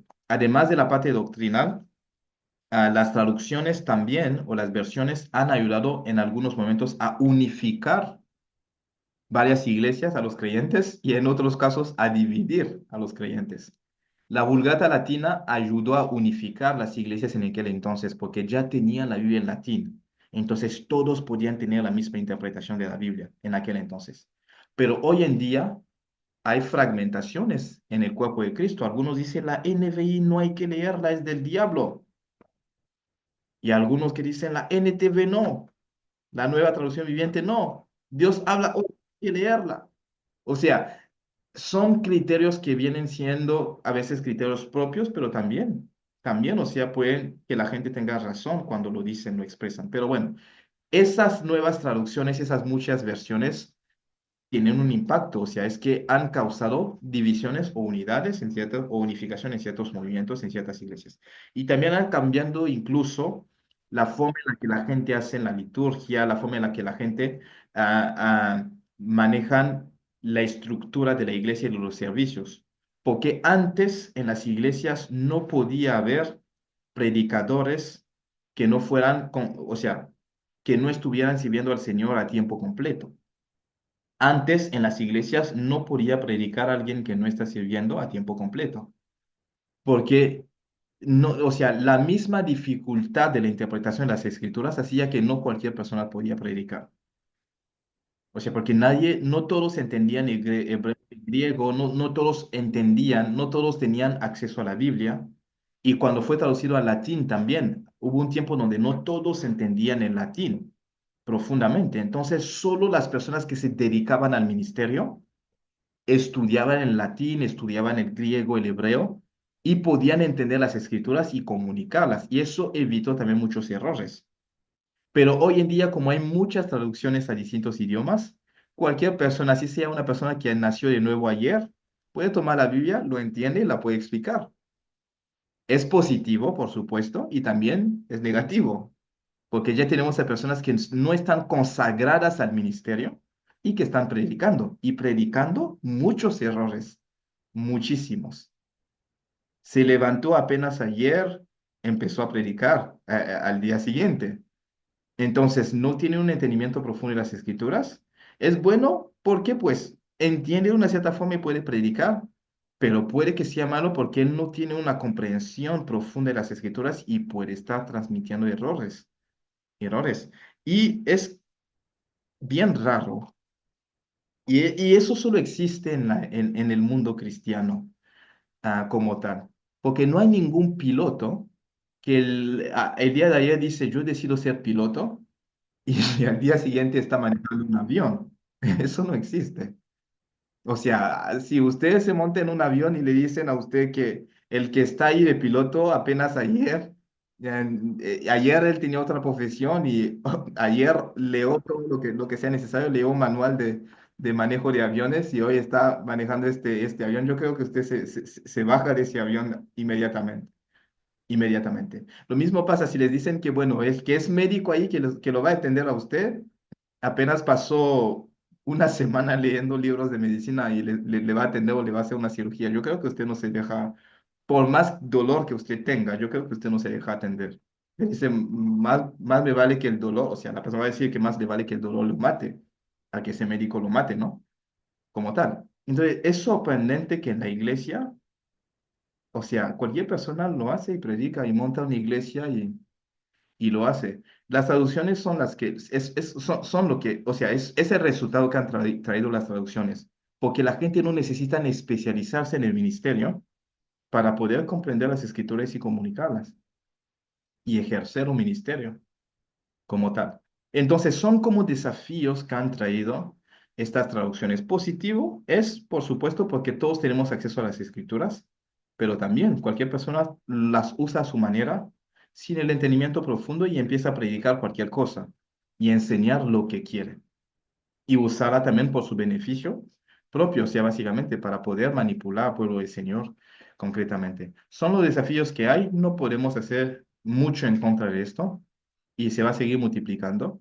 Y a la par, es un beneficio porque todos nosotros podemos leer y escudriñar. Por eso siempre les aconsejo a la gente, nunca tomen como un sí, amén lo que diga un predicador, así sea que tenga 20 años de experiencia. Vuelvan a las escrituras y analícenla como dice la Biblia de los cristianos de Berea. Incluso lo que estamos enseñando aquí en la academia, vuelvan, estudienlo. O sea, tomen la Biblia, analicen, escudriñen, porque cualquier hombre se puede equivocar. O sea, todos nosotros nos podemos equivocar. Lo único que no se equivoca es la Biblia y tomemos ventaja del hecho de que todos tenemos alcance, o sea, acceso, perdón, a las escrituras. Tomemos esto como algo de que aprovechar, o sea, concretamente. Lo que se me enseña, lo escudriño, lo analizo. Si es cierto, lo tomo. Gloria a Dios. Si no es cierto, lo rechazo. Si es muy importante tomar esto en consideración. Siempre lo aconsejo a las personas. O sea, no tomen nunca como un sí, amén, lo que se les dice, porque simplemente es un hombre de Dios o alguien de autoridad que lo dijo. O sea, básicamente la única autoridad que tenemos es la Biblia. Es la Biblia. Es la Biblia. Nos equivocamos todos. Entonces, es muy importante esto. Este cambio, estas traducciones han abierto este panorama. Todos nosotros podemos estudiar la palabra del Señor. Todos nosotros podemos tener acceso a ella y entenderlas también. Además que tenemos el Espíritu Santo en nosotros para poder ayudarnos y guiarnos en este proceso como tal. Así que tomemos ventaja de esto y estudiemos lo más que podamos también para poder crecer en esto concretamente. Así que aquí hay algunos ejemplos del impacto en la teología y las prácticas religiosas. No es tan relevante esta parte, por eso voy a estar pasando a, a, ok, a esta parte de los principios y los métodos, por ejemplo, de traducción de la Biblia como tal. Ahora, cuando leemos, por ejemplo, la NBI es una versión que utiliza un modelo o un principio de traducción funcional o dinámica. Es decir, que, por ejemplo, en la NBI vamos a ver que no es una traducción literal, es una traducción que busca transmitir a los lectores el sentido original, o sea, el entendimiento como tal en un lenguaje claro. O sea, no es una traducción literal, es una traducción que busca o buscaba la forma de que la gente entendiera el concepto. Obviamente allí esta versión ha conocido muchos muchas controversias, muchas críticas, porque pues usa a veces un lenguaje un poco inclusivo, lo que puede llevar a las personas a pensar que esta versión está de acuerdo con esta ideología de género, de la homosexualidad y todo lo demás. Por eso les digo, simplemente lean y analícenlo con otras versiones y tengan cuidado también, ¿no? Básicamente. Pero es una traducción que usó un método de traducción funcional o dinámico, no literal. Y vamos a ir viéndolo con otras traducciones. Por ejemplo, la Biblia de Jerusalén es una traducción que es conocida por su cercanía a los textos originales. Entonces ahí, por ejemplo, podemos usar esta versión para hacer estudios bíblicos y todo lo que sea, ¿no? Con respecto a esto. O sea, son distintas versiones, son distintas traducciones, pero cada una tiene un objetivo o una meta en específico. Ah, Hubo, o sea, un debate, pues básicamente algunos decían, ¿será que es más importante la fidelidad al texto original o el hecho de que los lectores puedan comprender los textos? Depende de lo que queramos hacer, porque hay momentos donde esa fidelidad a los textos originales nos pierden en la comprensión del texto. Y hay momentos donde, por hacerlo tan comprensible, perdemos también el sentido original de los textos. Así que hay que buscar un balance, siempre usar distintas versiones para poder comprender mejor las escrituras. Es muy importante no tomar una sola versión y enfocarse en esto, más para nosotros que estamos aquí en un contexto ministerial. O sea, Dios te llama al ministerio, no menosprecies esta parte. Si vas a compartir la palabra del Señor, no la compartas como la entiendas, compártele como es. Entonces, para esto necesitas estudiar la Biblia como es, usando varias versiones, estudiando profundamente algunos textos para poder entenderlo. No solo para las personas a las que vas a estar enseñando, sino también para ti mismo o para ti misma, porque te va a ayudar a ti mismo a no equivocarte, a no tener un mal entendimiento de ciertas partes o ciertas porciones de las Escrituras. Y es vital para ti mismo, para ti misma, o sea, concretamente. Ahora, voy a ir a esta parte que es más importante y con esto vamos a estar cerrando. Aquí vamos a ver versiones y vamos a estar viendo lo que dicen esas versiones concretamente. Estos son simplemente explicaciones de lo que estuve diciendo antes.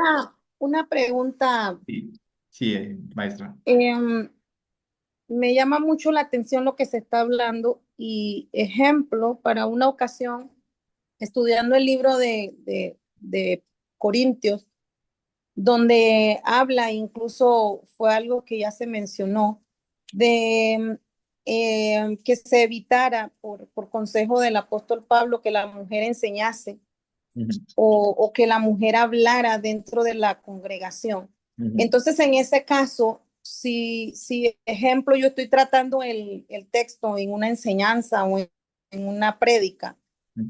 tendría que irme entonces al contexto de la historia de Corinto o a la versión original o al estudio bíblico. O sea, en qué lo basaría? Al contexto del por qué fue escrito? Ajá, exactamente. O sea, el texto original nos ayuda a comprender el contexto por el cual fue escrito. Esto es por una parte. Por otra parte, en esos textos y en el contexto del idioma también podemos ir viendo algunas matices que el apóstol Pablo usa y que nos dejan entender el contexto cultural e histórico en el cual él estaba hablando. Ahí es donde podemos ver, por ejemplo, que pues es una situación que aplicaba mucho para la iglesia de Corintio. Entonces, para poder explicarlo a las personas, es bueno regresar al contexto histórico, pero es una mezcla de todo, o sea, el texto original en sus idiomas, en su idioma original y el contexto histórico de aquel entonces, que es el contexto de la misma iglesia de Corintio, que pues muchos ya saben aquí, ¿no? Que era una iglesia muy desorganizada en un cierto aspecto. Aparte que pues obviamente cuando leemos incluso ese mismo capítulo, nos damos cuenta de que cuando el apóstol Pablo lo habla y lo menciona, él habla de unas personas que, o sea, estaban viviendo en desorden. Por ejemplo, en el capítulo, aquí dicen, en el capítulo 14 versículo 32 dice, además los espíritus de los profetas están sujetos a los profetas, porque Dios no es un Dios de desorden, sino de paz, como en todas las iglesias de los santos. Dicen, las mujeres guarden silencio en las congregaciones, porque no se les permite hablar, sino que estén sujetas como también lo dice la ley. Ok, pero leamos bien. Dice, si quieren aprender acerca de alguna cosa, pregunten en casa a sus propios maridos, porque a la mujer le es impropio hablar en la congregación. Ok, entonces, cuando lo leemos aquí y lo estudiamos, pues obviamente, y vemos, o sea, todo lo que está sucediendo, decimos, ok, pero ¿a qué se está refiriendo el apóstol Pablo? Ah, él después nos da una explicación ahí donde él dice que hablen, o sea, que pregunten en sus propias casas, porque estudiando históricamente la iglesia de Corintio, nos damos cuenta de que era una iglesia que tenía bastante desorden en cuanto a la inmoralidad, porque es una iglesia a la que el apóstol Pablo en las cartas habló en varias ocasiones. No sabéis que vuestro cuerpo es el templo del Espíritu Santo. Vivían en inmoralidad, había como una cierta inmadurez y en la iglesia también había esos desafíos donde estaban predicando, estaban en servicio, las esposas a veces, por ejemplo, es como algo así para tomar un ejemplo, o sea, yo no entendí y durante el servicio le pregunto a mi esposo, al que está a mi lado, ¿qué fue lo que dijo? No entendí muy bien y todo. Entonces tendía a desorganizar mucho y a interferir mucho con con el avance del servicio o la organización dentro de la iglesia. Por eso él les da esa instrucción específica. Aunque también, o sea, esperen llegar a casa para hacer las preguntas que tienen, ¿no? O sea, no interrumpan durante el servicio como tal. Entonces, él estaba hablando más que todo de una cuestión de organización en una iglesia que estaba muy desorganizada, moralmente hablando, y también en esa parte estructural, organizacional, o sea, como tal. Entonces, este significado lo tendremos al estudiar los textos originales, pero también al estudiar el contexto original de la iglesia de Corintio, el contexto histórico de la iglesia de Corintio. Y como esto, para que la gente no empiecen a decir, bueno, entonces si el apóstol lo dijo así, es que lo tenemos que entender así. No, no, no. Leamos el contexto histórico y vamos a entender por qué lo dijo y por qué, o sea, por qué lo dijo, le dijo, por ejemplo, a Timoteo que tomara un poco de vino, o sea, distintas cosas que han sucedido, que hoy en día no le podemos decir a una persona directamente esto, porque si no, sería en nuestro contexto actual decirle a alguien, toma un poco de vino por tu estómago, y la persona le va a tomar 10 tragos. Ya decir, es que esta es mi medida, o sea, con esto no me embriago, no quedo ebrio. O sea, son cosas que en dependencia del contexto cultural o histórico en el cual nos encontramos, podemos ir analizando y viendo qué quiso decir el apóstol o qué quiso decir el hombre de Dios en ese momento en específico. Voy a tomar un pasaje, otro pasaje bíblico para cerrar esta parte. Cuando leemos, por ejemplo, el libro de Apocalipsis en el capítulo 3, cuando el Señor si no me equivoco, cuando el Señor nos habla de que, pues obviamente, porque tú eres tibio, ¿no? O sea, no eres ni frío ni caliente, pues yo te vomitaré como tal. Entonces, nosotros cuando lo tomamos decimos, sí, es que el Señor está hablando de la tibieza espiritual, no puedes tener ni un pie adentro ni un pie afuera, y todo. O sea, refiriéndonos al hecho de que, pues, el que es caliente es el que está en fuego para el Señor y el que es frío es una persona en frío, o sea, fría, que no conoce al Señor, que tiene una vida, no tiene una vida espiritual y todo. Pero no es exactamente lo que Dios quiso decir en aquel entonces. O sea, el Señor no estaba hablando de que había frialdad espiritual o había un celo espiritual.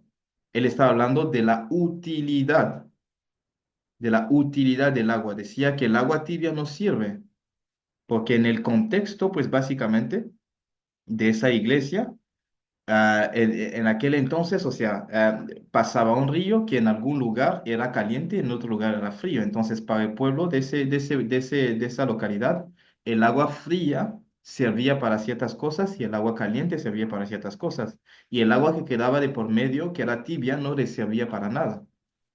Entonces, él decía simplemente que no me eres útil, porque si el Señor hablaba de frialdad espiritual, entonces no hubiera dicho, hubiera sido mejor para ti que fueras o frío o caliente. Entonces, ¿será que el Señor quiere a cristianos fríos, espiritualmente hablando, o calientes espiritualmente hablando? No, el Señor estaba hablando de un contexto específico, no me eres útil.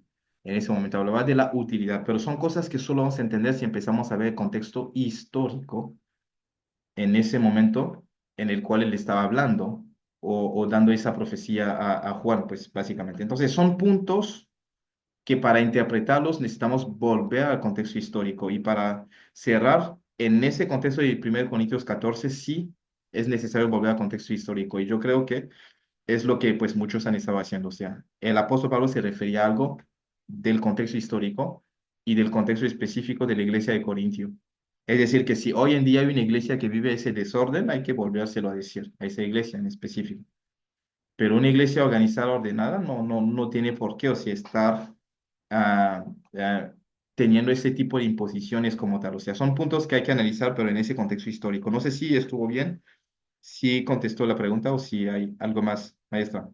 Perfecto, porque ya con la explicación del texto también de Apocalipsis, entonces quiere decir que muchas veces pues tendría que irme mucho más a la historia, que es lo donde habla del contexto o del sitio en el que se habla en el momento, ya que es como nos ha estado diciendo desde el inicio, que todo depende del momento en que se dieron los hechos Mm, para poder entender por qué fue traducido así.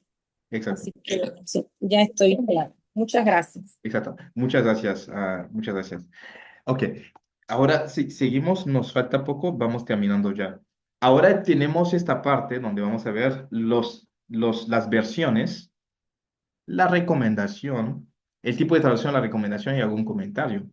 Y en esto, o sea, yo diría que de lo que hemos visto en las versiones, esta es la parte más esencial, o sea, la parte más fundamental. ¿Ok? Tomemos la Reina Valera. La Reina Valera tiene un tipo de traducción literal, es decir, que se acerca más al texto original. Por eso, en cuanto al lenguaje actual, es un poco difícil entenderlo, entender esta versión, perdón, básicamente, pero porque es una versión un poco más literal. Es ideal para estudios profundos, pues porque tiene una precisión textual y una cierta fidelidad a los manuscritos originales, ¿no? Que nos ayuda como que a acercarnos a los textos originales. Así que si quiero hacer estudios bíblicos, me conviene usar versiones como la Reina Valera. Es una de las versiones más populares, respetada en las comunidades protestantes, pues hispanohablantes, aunque su lenguaje es un poco arcaico. Cuando lo estudiamos, los que hablan un lenguaje un poco más actualizado, contemporáneo, sienten que como que el texto de la Reina Valera es como que un poco más viejo, ¿no? O sea, como que más que todo la de 1960, porque las nuevas versiones, las actualizadas, la contemporánea, tienen un lenguaje un poco diferente. Pero cuando leemos la de 1960, es una versión que es un poco más arcaica en cuanto al lenguaje y tiene un tono, un contexto así un poco más poético, reverente y todo. Pero es más que todo para estudios bíblicos, cuando yo quiero estudiar profundamente y cuando quiero hablar a una comunidad cristiana de donde las personas son muy maduras espiritualmente hablando, por lo general es mucho mejor usar la Reina Valera 1960. La NVI, la nueva versión internacional, o sea, usa un tipo de traducción dinámico o funcional. Y es bueno para principiantes en la fe, los nuevos que están haciendo en la fe y todo. Para una lectura devocional, por ejemplo, si estoy leyendo devocionales con personas nuevas en la fe, es bueno, porque el lenguaje es claro y contemporáneo, y es mucho más fácil para ellos entender lo que quiso decir la Biblia, ya que el mismo texto bíblico no es tan fácil de entender. Entonces, si uso una versión muy complicada para los nuevos nacidos en la fe, va a ser muy complicado para ellos entenderme. Entonces, es muy importante esto. Intenta equilibrar entre la fidelidad del texto original con una fácil comprensión para el lector, ¿no? Como tal. Pero esta versión ha sido criticada porque usa un lenguaje un poco inclusivo en algunas de sus revisiones, lo que hace que algunas personas digan que no es, o sea, es una versión satánica, algo así, porque pues a veces usa un lenguaje inclusivo que deja pensar como si intencionalmente quisieron estar de acuerdo con la ideología del género. No decimos que sí, pero algunas cosas tienden a dejar pensar esto. Pero en sí no es una mala versión, es una buena versión, o sea, que se puede usar para principiantes.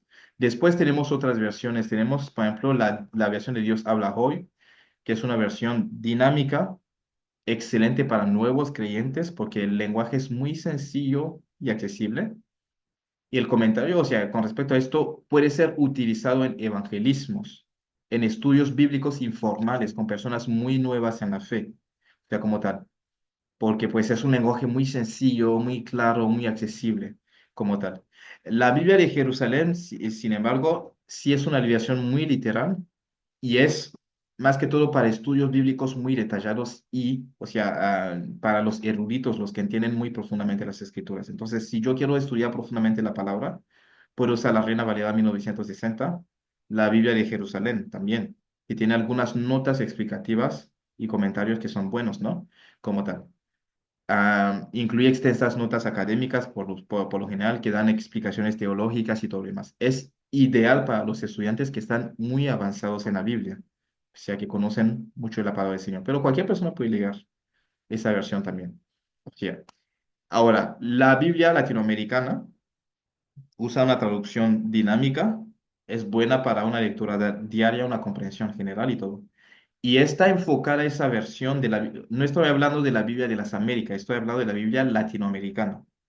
O sea, está enfocada en ser accesible para todos, ¿no? Más que todo en Latinoamérica, porque es un lenguaje moderno, fácil de entender, sencillo, que ayuda a las personas. La Biblia del Oso, por su parte, es una traducción literal. Es una versión muy vieja y antigua. Imagínense, fue escrita en el 1569. Sí, es una versión muy vieja como tal. Lo bueno es que muestra como una estructura histórica de la palabra. Entonces, si quiero tener un contexto un poco histórico y todo, puedo usar la Biblia del oso, porque me ayuda mucho en esto. O sea, y si la tengo impresa, mucho mejor, porque tiene algunas notas y comentarios que son buenos, o sea, concretamente. Y fue la primera traducción completa de la Biblia al español, o sea, desde los textos hebreos y griegos como tal. Y es muy vieja, como les digo. O sea, ahorita si alguien lo empieza a leer no va a comprender. De hecho, las S en aquel entonces se escribían de una forma diferente. Si empiezan a leer la Biblia van a decir, ¿qué quisieron decir aquí? Y tienen que empezar a entrenar su mente a ver esos símbolos que ellos usan como las S para leerlas como las S. O sea, porque es una versión muy antigua y muy vieja. La Biblia de las Américas, que no es la Biblia latinoamericana, la Biblia de las Américas usa una traducción literal y es muy excelente también para estudios bíblicos profundos. Por lo general, o sea, salieron una estructura muy apegada a los textos originales, ¿no? Aunque pues su lectura es un poco menos fluida, pero es muy precisa, es una muy buena Biblia, una muy buena versión que yo puedo usar.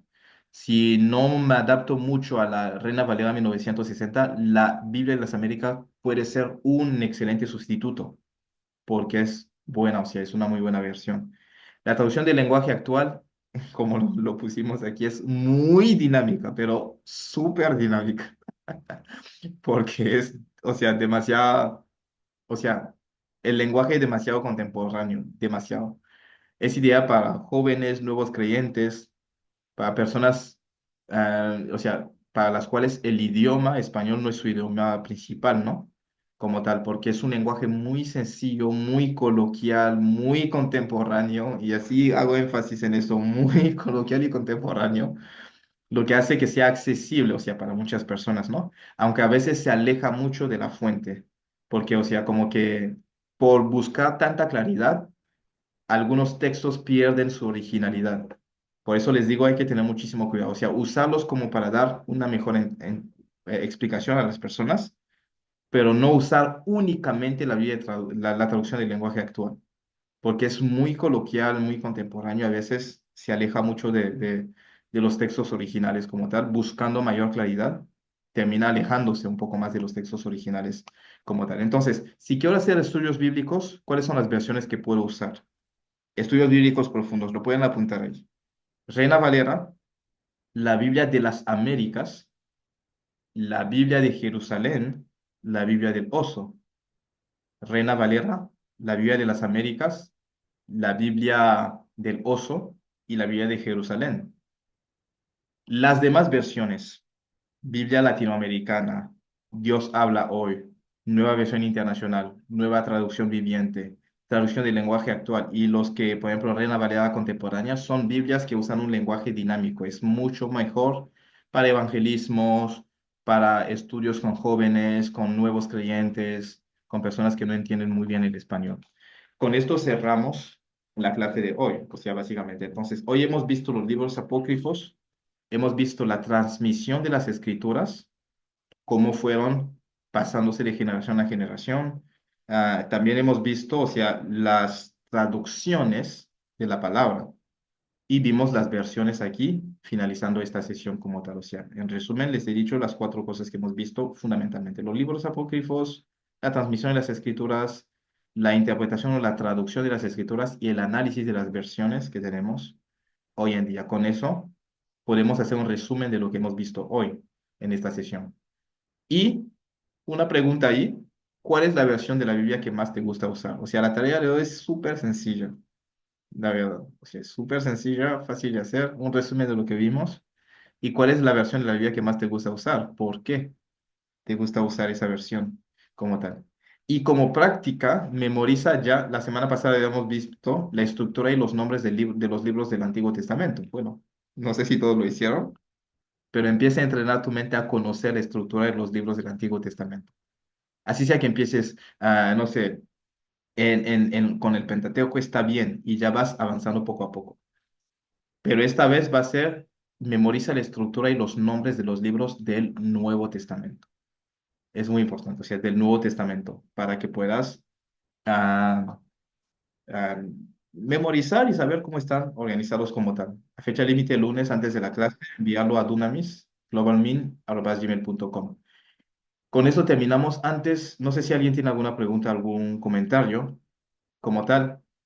Quiero hacerles algunos comentarios con respecto a la próxima semana, la próxima clase. La próxima clase vamos a empezar el curso de hermenéutica y vamos a tener al doctor Álvaro que nos va a estar impartiendo, por ejemplo, la sesión de la próxima semana. Yo también estaré ya viniendo de vez en cuando, pero la sesión la va a impartir él. Y él va a hacer una dinámica y es necesario que cada uno tenga un cuaderno, algo con que tomar apuntes, porque la dinámica de eso trata. O sea, hay algunas cosas que él va a estar haciendo y que vamos a estar haciendo juntos en la sesión, porque queremos que la hermenéutica la veamos de una forma práctica, que no sea algo muy teórico, porque la hermenéutica abarca muchísimas cosas. Pero yo, o sea, el material que vimos es un material muy adaptado para que todos podamos entenderlo de una forma práctica. Entonces va a haber muchas prácticas en clases, así que les animamos a que la próxima clase, los que no tengan, pues que tengan algo para tomar apuntes, una libreta o unas hojas para poder hacer las prácticas que estaremos haciendo. Y les animamos a que, si es posible, se dispongan para estar en un lugar donde podamos verlos, o sea, para que puedan encender su cámara, porque va a ser una clase muy dinámica y muy interactiva como tal. Y es muy importante, o sea, como para el que esté enseñando, o sea, sentir que los estudiantes están y que están interactuando, que están participando. Aparte que es una comunidad de aprendizaje, como les decía, y es muy importante que estemos en ese contexto para poder crecer juntos, como sea posible. Así que les animamos a que no pierdan la próxima clase, que estén presentes, que tomen, que traigan una libreta, no sé, un cuaderno, unas hojas, lo que sea, y que puedan, o sea, alistarse para poder tomar la clase en un contexto donde puedan interactuar libremente, o sea, puedan tener su cámara encendida y que podamos compartir muy bien la sesión. ¿Listo? Ok, terminamos la clase casi. Comentarios, dudas, ¿qué es lo que, con qué te quedas con esta sesión? O sea, ¿qué es lo que guardas de esta sesión? Para ti, ¿qué guardas? ¿O qué es lo nuevo? ¿Qué es algo que aprendiste hoy que no, quizás no sabías o algo así? Yo sé que hubo muchos comentarios, veo aquí 12. Ah, pero ¿con qué te quedas de esta sesión? Quiero escuchar quizás a dos, tres personas. Y si pueden ser algunas personas nuevas que nunca han aportado o participado, estaría bien. Alguien dijo aquí, van a Maribel, me muero. No sé en qué parte de la clase exactamente, pero gloria a Dios. Y así es la única que no tiene errores. Ajá. Ok, muchas gracias. Listo. ¿Con qué te quedas de esta clase, de esta sesión antes de que cerremos?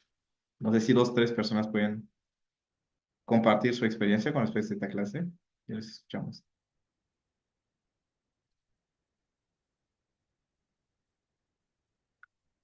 Si no, llamamos. Señores, pierdan sean valientes, hablen. No, no, ya no vamos a decir señores, vamos a decir ministros y ministras, hombres y mujeres de Amén. Dios. A ver, hermana Caterina. pasa, hermano, es que como usted dice, que sean nuevos, que no compartan, yo digo, bueno, ya yo he hablado. A ver, Bueno, me gustó mucho la parte de profundizar los estudios bíblicos, buscando el idioma original en hebreo, en arameo y griego, para profundizar, y me gustó el ejemplo de la parte del amor, porque realmente muchas veces buscamos en el diccionario o buscamos en Google el significado, pero como usted compartió hoy, es muy importante buscar el verdadero significado en su idioma original para poder profundizar y explicar mejor, porque el diccionario tiene una traducción que no es la que Dios quiere transmitir a través de la palabra, pues. Entonces es muy importante que nosotros como nos estamos preparando, tengamos eso bien claro de profundizar en los idiomas, las traducciones. amén. Muchas gracias, hermana Catherine. Y aquí voy a agregar un punto. Si, por ejemplo, lo hacen en Google, es bueno que pongan, por ejemplo, significado del amor, diccionario bíblico o enciclopedia bíblica. Ahí sí es mucho más fácil porque ya les va a llevar a una enciclopedia o a un diccionario bíblico que les va a decir el amor en el griego es esto y significa esto, aquello, lo otro. Es mucho más fácil también. Por si alguien no llega a volver a los idiomas originales, que tenga esto como herramienta también, que en Google hay muchísimos, muchísimos diccionarios bíblicos, pero usemos diccionarios bíblicos para términos bíblicos y no diccionarios convencionales de los idiomas que usamos como tal, porque nos va a dar los contextos originales como tal de esos textos. Y si puede ser enciclopedia bíblica, mucho mejor, porque ya los detalles son más profundos, o sea, porque es una enciclopedia, ¿no? En sí. ¿Alguien más que con qué te quedas de esta sesión? ¿Qué guardas de esta sesión? ¿O qué más te ha impactado de esta sesión concretamente? Estamos en una preparación ministerial. Bueno, hermana Sheila, ¿qué usted guarda de esta sesión? ¿O cuál es el punto que más le ha llamado la atención? No sé si me escucha. Bueno, la verdad que es una clase bastante interesante, aprendí demasiadas cosas y me cayó una pedrada cuando usted dijo lo de la Biblia. Me abrió bastante la mente, de verdad. Yo siempre he sido como que no, mi Biblia, y yo quiero llevar mi Biblia, y o sea, tenía como un pensamiento diferente, ¿verdad? Pero ya eso cambió a partir de hoy, porque de verdad que, wow, o sea, me impactó bastante. Tiene toda la razón y realmente es así, o sea, valoro mucho la Biblia y me gusta mucho tenerla, me encanta, pero ya tengo como un pensamiento más amplio al Ah, respecto y también lo de los libros apócrifos, ¿verdad? De la Biblia. Yo también al principio empecé en una temporada como que me causó mucha curiosidad y empecé a leer el libro de Enoch. Y si hay muchas cosas que si uno no está preparado bien o si uno no está maduro espiritualmente, realmente uno se puede confundir bastante y puede empezar a tomarlo como, wow, sí sucedió así, pero realmente no hay un respaldo bíblico. Aunque el libro de Judas, sí, Judas creo que menciona como algo de no, y entonces eso puede traer confusión porque uno como que comienza a investigar y entonces hay muchas cosas que te pueden confundir si no estás preparado bien espiritualmente y en conocimiento en la palabra, pues. amén. Muchas gracias, hermana Jay. ¿Alguien más? Ajá, dígame. Que muchas gracias por la Ah, clase. ok, sí. Gloria a Dios, sí. Ajá. Pero en cuanto a la Biblia, aunque haya que adaptarse a las versiones, les animo a tener muchas de estas Biblias en escrito, en papel. ¿Por qué? Porque está cambiando. Hoy en día no me pueden cambiar el texto que hay en esta Biblia, pero en una aplicación bíblica, si me cambian el texto y hacen una actualización de la aplicación, pues el texto me cambia también cuando mi aplicación se actualiza. Sin embargo, esto no. Entonces, por eso, si pueden coleccionar y seguir coleccionando Biblias impresas, es buenísimo. O sea, es importante porque por lo menos esto no lo pueden cambiar. O sea, ya lo tengo impreso, ya está conmigo, ¿no? Y yo colecciono, tengo como 10 Biblias en distintos idiomas, pero sigo comprando, o sea, más Biblias y todo. Aparte que no me aferro a esto religiosamente, pero yo sé que el leer esto me causa más impacto que leer el digital, porque puedo memorizar más fácilmente, puedo ubicarme fácilmente, y todo lo demás. O sea, el punto es simplemente que me ayuda, pero no necesariamente que si alguien no lo usa, está mal. O sea, concretamente. Así que les animo mucho a que sigan comprando Biblias, invirtiendo, porque yo creo que es la única forma que nosotros tenemos de guardar las escrituras tal como son, porque va a haber muchos cambios con los tiempos, van a querer incluir muchas cosas en las Biblias y las que ya están impresas no las van a poder cambiar como tal. En ese contexto sí les animo mucho a que tengan sus Biblias así impresas. Bueno, ya el tiempo se nos fue, los que quieren hablar, ya para la próxima sesión, pero la próxima sesión les animo mucho a que participen, aparte que es un excelente maestro que tenemos que va a estar con nosotros, él estará disponiendo de su tiempo también para estar con nosotros. Animémosle también a él, participando en la clase, encendiendo nuestras cámaras, o sea, interactuando pues con él cuando vayamos a tomar la clase con él. Amén. Listo, vamos a orar, vamos a cerrar este tiempo. Voy a pedirle a la hermana Inet si puede ayudarnos cerrando esta clase en oración y orando también para la próxima sesión, que el Señor nos siga bendiciendo. Amén, amén. Señor Padre amado, te damos gracias, Señor, por los conocimientos que a través del Maestro estamos recibiendo. Te damos gracias, Padre, que tú nos has permitido reunirnos aquí, Padre.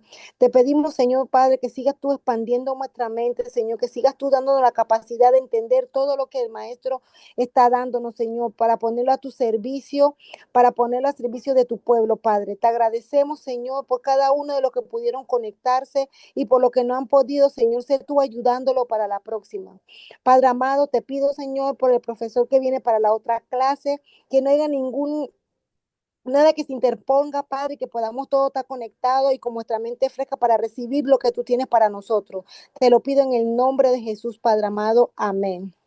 Amén, amén, amén. Feliz noche. Si quieren abrir sus micrófonos para despedirse, también lo podemos hacer. Sí. Pasen buenas noches a todos. Amén. Gracias. Bendiciones para todos, Bendiciones. profe. Chao, Bendiciones. bendiciones. Gracias. Y Chao. gracias, profe, por la clase. Amén. Muchas gracias. Gracias a todos.